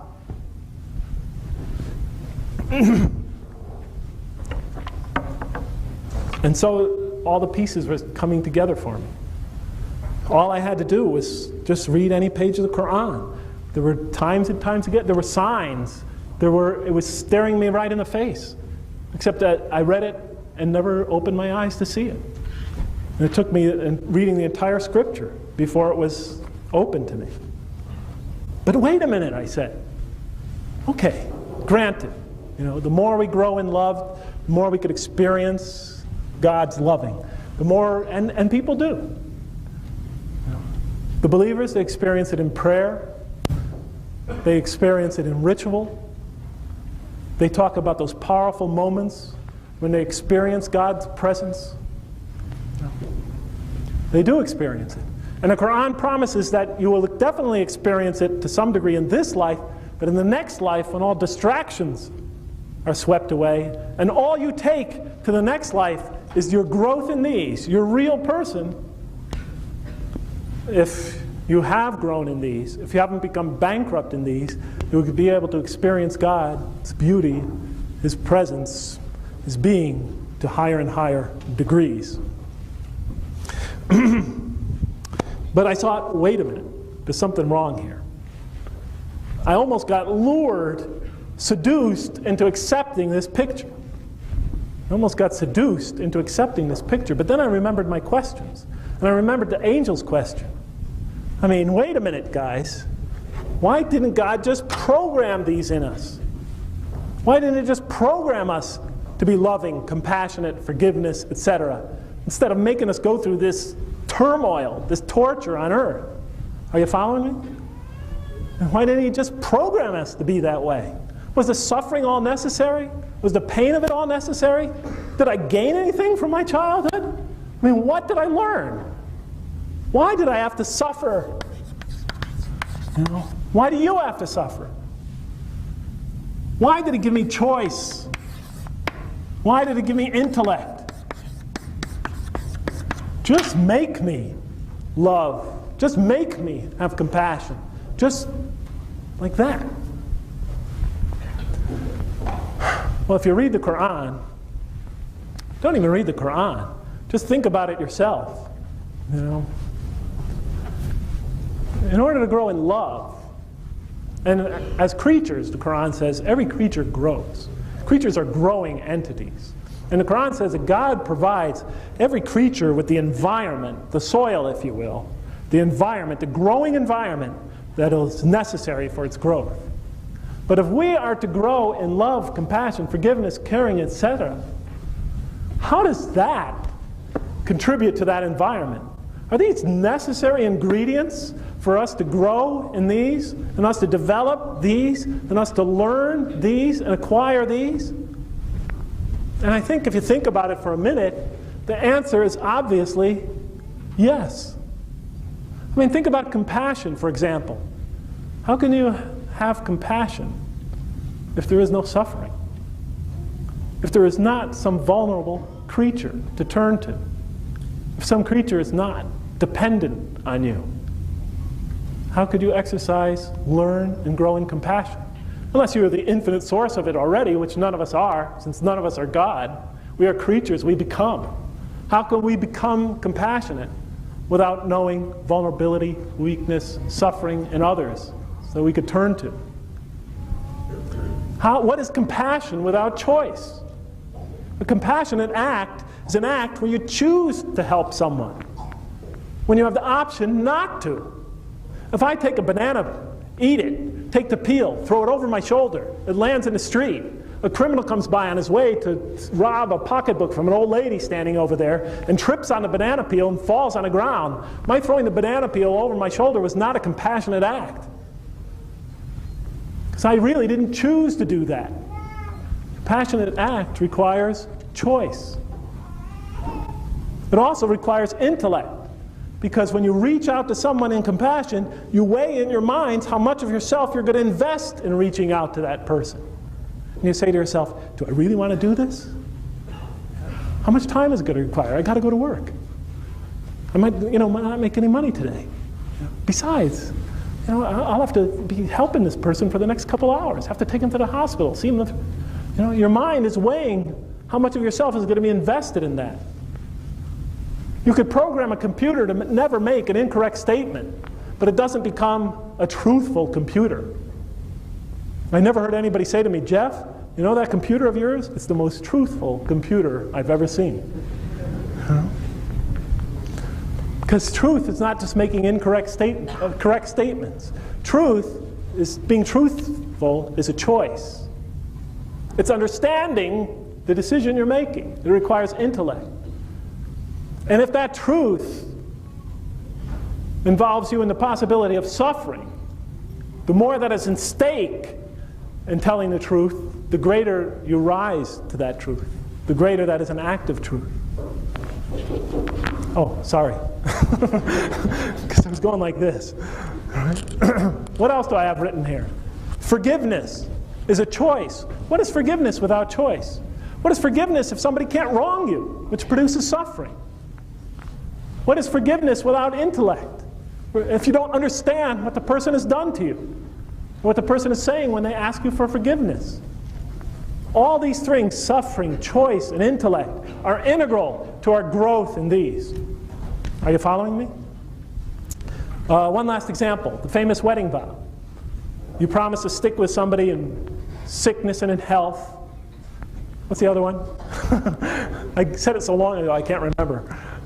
In sickness and health, through richer or for poorer, until death do we part.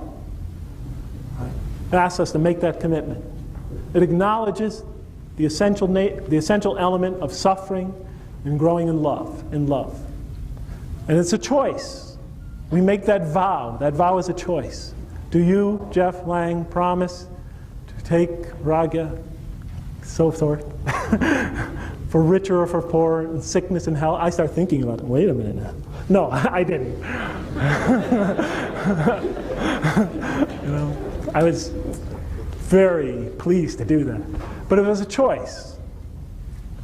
And it's giving you the choice. Understand this. When you make that vow, it's in sickness and health, richer or poorer, till death, do you part. It's saying, think about it. Understand what kind of choice you're making. No, these three things are integral in our growth in these. Suffering, choice, intellect are absolutely necessary to grow in these. You pull anyone out of this equation called life, and we don't have it as we know it. We cannot grow in these as we know it to very high levels. Finally, in the last 2 minutes, I'll just simply say this. So when the Quran talks about sin, it talks about people who grow bankrupt in these, more or less. The Quran, a famous symbol in the Quran is the balance on the day of judgment that weighs your goodness. And people are heavy in goodness. People who are full of goodness, they can experience paradise in the next life. And perhaps, to greater and greater degrees, God's presence. Because the more we know of goodness, the more we grow in goodness, the more we are able to experience, receive, and know the infinite goodness of God. But what if we go the opposite direction? What if instead of developing the qualities of love, compassion, forgiveness, caring, we do just the opposite? We head in the opposite direction. And we become, instead of being heavy in these qualities on the day of judgment, we become extremely light in these qualities when we enter in the next life. So instead of becoming loving, we become hateful, compassionate, miserly, forgiving, vengeful, caring, whatever, mean, justice, cruel, I don't know, truth, liar, protective, destructive, and so forth. What if we go in the opposite direction and become primarily those? Well, then we are just, as the Quran says, destroying yourself. Because if you're bankrupt of those, then this, growth in this, will be the only thing that matters as you go into the next life. You bring nothing else with you but what you really are. And if you have not developed this, then you're going to suffer severely because you cannot experience any of the beauty that awaits you in the next life. You'll experience just the opposite. As the Quran compares growth in this life, our physical growth in the womb, to our spiritual growth in this life. And if you think about it, when a creature grows in the mother's womb, it's a primarily physical growth. When it comes into this life, when it is born, you see the effects of that growth concretely right before you. When a child enters this world, the growth it went through in a womb, its physical growth, is manifested before you in that creature's being. But what the Quran seems to suggest is that when we are the type of spiritual growth we obtain in this life, when we go into the next life, it too will be manifested in exactly what we are. And so to go in this next life bankrupt of these is like coming into this life bankrupt, bereft of every physical quality you need to experience some peace, some joy, some comfort in this life.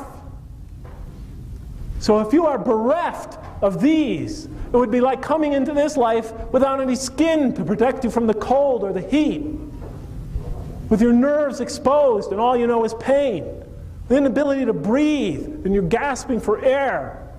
I'm not trying to scare any of you, I'm just presenting an analogy. You know, choking for your breath, blind, you cannot see. And the Quran says the spiritually blind in this life will come out blind in the next life to reality. You know? So to not grow in these, to grow in the opposite, to become basically evil, is, according to the Quran, self-destruction.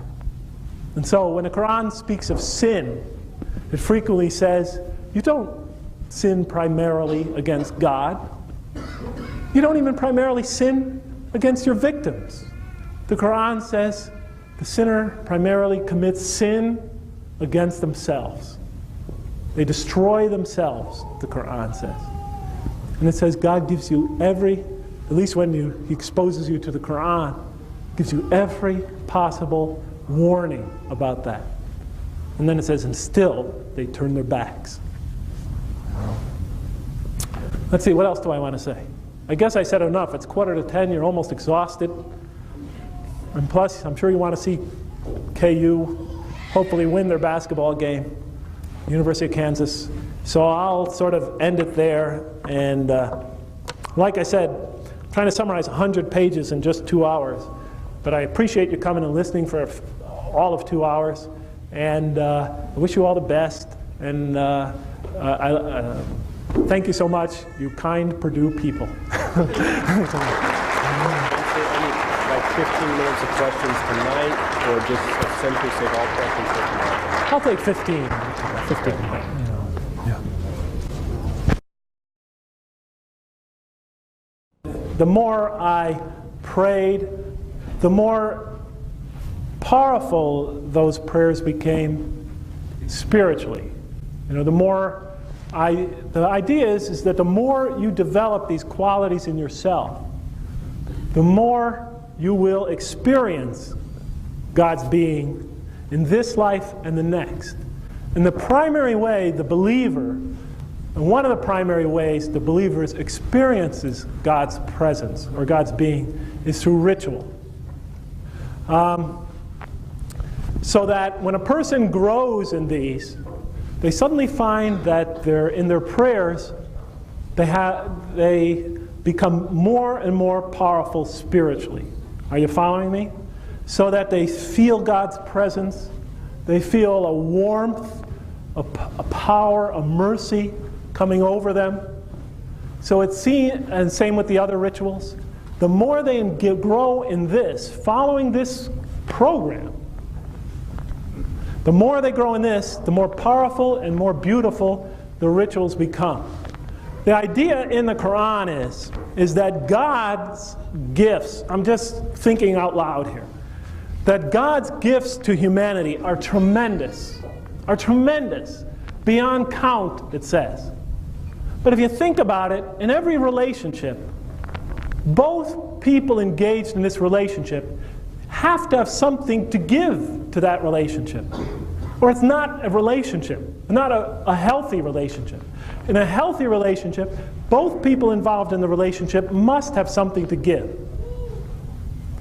Ritual gives the believers a way to give back to God, to share with God with what in reality is already His.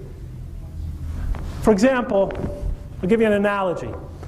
2 days ago, my daughters came to me, Sarah and Fatin. They said, "Daddy, can we have $10 a piece?" I said, "Why?" "Because we want to buy you a present." I gave them each, of course I gave them the $10. And they went to the store and bought me a present. Now, I didn't need their gift. I didn't need it. It's mine already, the $10. It did nothing for me materially. It did nothing for me concretely. But I loved the love behind it, and I know that it brings me and them closer together. In the same way, there's nothing that we could give back to God that is not, or give to God that is not in reality His. But what the rituals allow the believer to do is to give to God what really is in reality His. And as the Quran shows, God does not need what we give. But it also shows He loves the intention behind it, and He knows it brings us closer together. And so when the Muslim, or the believer, grows in these, and devotes himself in ritual to God, gives to God, what in reality seems worthless to God. I mean, He's God. Nonetheless, he is being brought closer to God through that giving, and he feels God's love in that ritual, and he experiences it, and he feels himself giving that love back to God. So it becomes a very powerful experience that grows in intensity as a person grows in these. And so you'll find people who are very devout, very good, who engage in ritual. They report having really intense, beautiful experiences in them. Not all the time, and usually unanticipated. They don't plan them, but they experience them nonetheless. And also it helps discipline and refine your spirituality. But that's a whole other issue. But I chose to answer it from that perspective. Is that okay? Thanks for the question. Great question. Yes?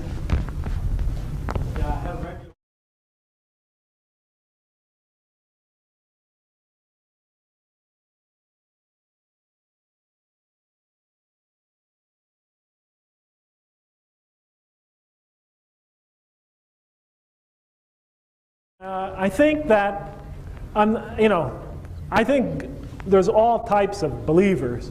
But I think that I think the experience of atheism, you know, and questioning, you know, the religion you're taught and the ideas that you're surrounded with, etc., that experience of doubt, even if it turns to atheism, could turn out to be a very positive thing if through that doubt you discover belief and discover God. Are you following me? So, you know, one famous Muslim religious thinker, Al-Ghazali, used to say that you can't achieve a very high level of belief unless you allow yourself to doubt first, unless you've doubted first. I don't know if that's not necessarily true or not. I don't think my mom ever doubted, but definitely she attained a very high level of belief in God. But I think that, you know, the atheist perspective, you know, can provide a very important perspective in the religious dialogue.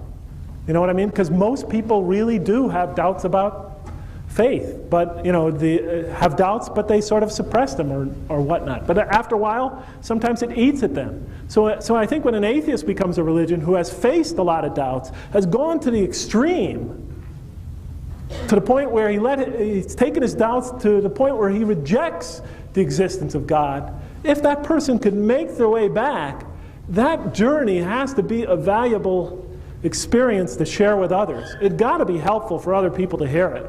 I think it must be, or I wouldn't be up here today, you know, wasting all of your time. You know, I think most people come to listen to these because they have doubts themselves, and they want to know, how could somebody who has rationally been led to the denial of God come back to the rational acceptance of the existence of God? I know I didn't do a good job of handling your question, but okay. Yes. Any other questions?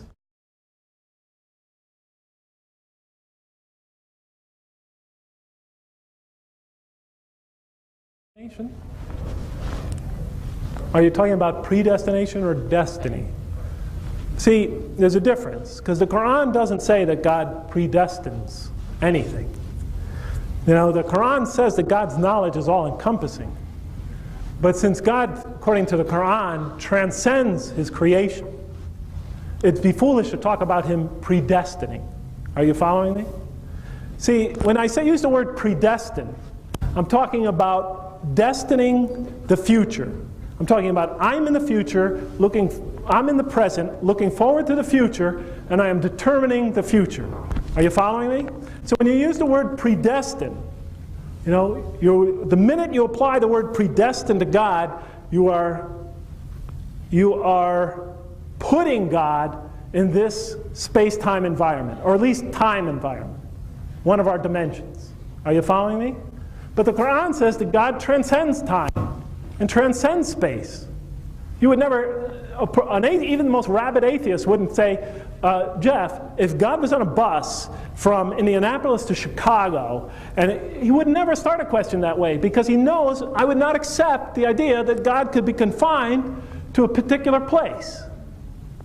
In the same way, no one should say, if God is now in the present, looking forward to the future and determining things in advance, you immediately started with a premise that the Quran does not accept. Are you with me? So the wrong word is predestined. You know, the Quran says that nothing happens unless God allows it to happen, unless God permits it to happen. But the same Quran shows that he permits us to make choices. He permits us, empowers us to make choices and to carry them out to their expected conclusions. God has complete control over the whole human experience. He could stop it in an instant, but he doesn't.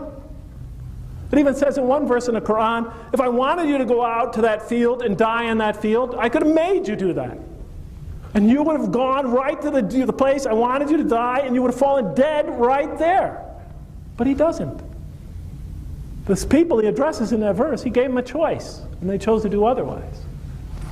So the point I'm trying to make is, when a Muslim says that God measures, that's the word in the Quran, qadra, measures all things. That means that he has total control over this creation. That nothing occurs without him allowing it. But it doesn't say that he predestines it. Because the very word predestined contradicts the Quran's concept of God's transcendence of time and space. And it clearly indicates it. Because it says in the Quran that even though various events in history that we see as taking place over a long period of time, for God it is a single instant. He just says be, and it is. But to us, it seems like it's taking place, throughout this sometimes thousands of years. But for God, it's all one. A single blink of an instant. A single, infinite, eternal moment outside of time. I think I talked enough about it. I don't want to bore you. Yes? What I mean is God knows what we're going to do and tell him. Yes. Yeah, but that's unimportant because you're talking about knowing outside of time. See, the Quran presents life as more like it uses a symbol, like a book. We're living this book right now, right? So we are living this book right now, and we are turning the pages as we live it. God reads the whole book all at once. He's outside of time, okay? He reads the whole book at once. He sees all the pages at one single moment, but we live them throughout time, because we're stuck in time. Tomorrow, I cannot jump to tomorrow, nor can I go back suddenly 50 years. I am lodged in time. I am fixed in time. Tomorrow, an hour from now, I will be at an hour from now. 2 hours from now, I will be at an hour from now. Because I am limited by space and by time. But just as God could see all space at once, here's space. I'm sure this diagram helps. There's space. God transcends space. He sees it all at once. I am on my way to Chicago. I don't know that there is a cow in the road. I am driving this way. If I keep on driving, I will eventually run into that cow. God sees it all at once. All space is encompassed by his vision. As the Quran says, all is encompassed by his vision. But we are, a little bit mobile with respect to space, so we could sort of understand that concept. Here is time. God transcends time. He sees it all at once. I know it's hard for us to conceive because we're stuck in time. Much more limited in time as we are with respect to space. And we make decisions in time and etc. And God's knowledge encompasses all of it. As hard as that is for us to believe. But that doesn't contradict the fact that he lets us make choices, answers our prayers, guides us, etc., etc. So there you are. Yes, sure. He sees the day of judgment. He knows it all. He knows exactly the beginning and the end. But he doesn't make us make choices. He doesn't predestine our destiny. It doesn't even say that in the Quran. Anybody else?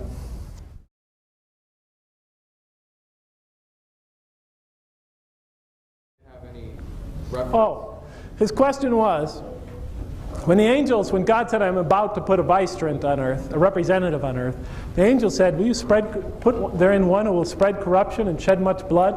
Will we celebrate your praises and glorify your holiness? And he said, how did the angels know that what kind of creature man was going to be? Different Muslim scholars tried to approach that question and stumbled through it. And they took it as part of the problem, I think, is because they took an allegory as history.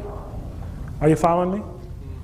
If it's an allegory, the question is, it's an allegory to teach us, not to tell us the origins of Homo sapiens, but to teach us about human nature and the meaning of our life. So in my approach, I know how other people have stumbled through that, but I'm not gonna advocate their view because I feel quite strongly that that's an allegory for many reasons. For example, in one verse in the Quran says, we created you in your mother's womb, we shaped you in your mother's womb, so we made you in your mother's, we created you. It goes through the stage of creation of a creature in its mother's womb. We conceived you, we gave you safe lodging, we shaped you in your mother's womb, and then we said to the angels, bow down to Adam. Are you following me?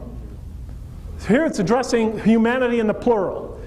We created you, shaped you in your mother's womb, humanity in the plural. And then we said, bow down to Adam. You know, and then we told the angels, bow down to Adam. If we take that literally, that means the whole human race, or not all of us, but a huge amount of the human race existed, right? You and I. And then the angels were commanded to bow down to Adam. I think that's an indication that these verses are not telling you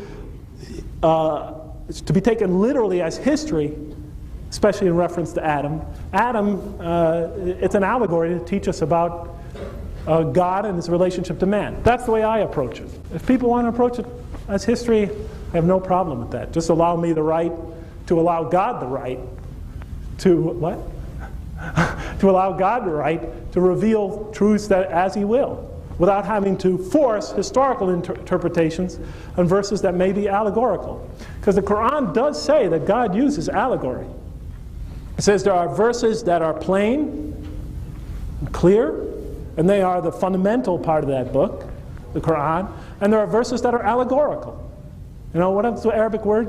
Mutashabih, or something like that? Yeah, mutashabih. Allegorical, symbolic, likenesses. You know, the Quran says there are both. And it says people who have diseases in their hearts, like sickness in their mind, they go after the part that's allegorical, seeking to impose a final meaning on it. You know, a concrete meaning. While the believers say, it's the truth. It is all from God. You know? So when I come across a verse like that, I am open to the possibility that it's an allegory. Because the Quran says it uses it, and I'm not going to try to impose some final concrete interpretation on it. Are you following me? I'm open to the meanings that it raises, but I'm not going to be overly sort of literalistic in approaching verses that talk about something, you know, that's very deep, the nature of the human relationship with God, that is outside the normal course of human interaction. You know what I mean? So, you know, some people don't like it, but I'm a mathematician, a scientist. I gotta approach it that way. I think we're going to go ahead and stop for tonight. Okay. I'm sorry I couldn't answer more of your questions, but you know I took too long tonight. I'm sorry about that. We'll need some time tomorrow. Just to reiterate a couple of things. One is there is another lecture tomorrow night, Saturday night, same time, same place, 7:30 p.m. There will be more time for question and answer. We have a couple sheets up here. If anybody's interested in eventually maybe obtaining a video cassette of this lecture, and you like it, and you want to get one, or Professor Wayne has written a couple books. Nice question. If you don't know where to get them, and you'd like to put a name here, I can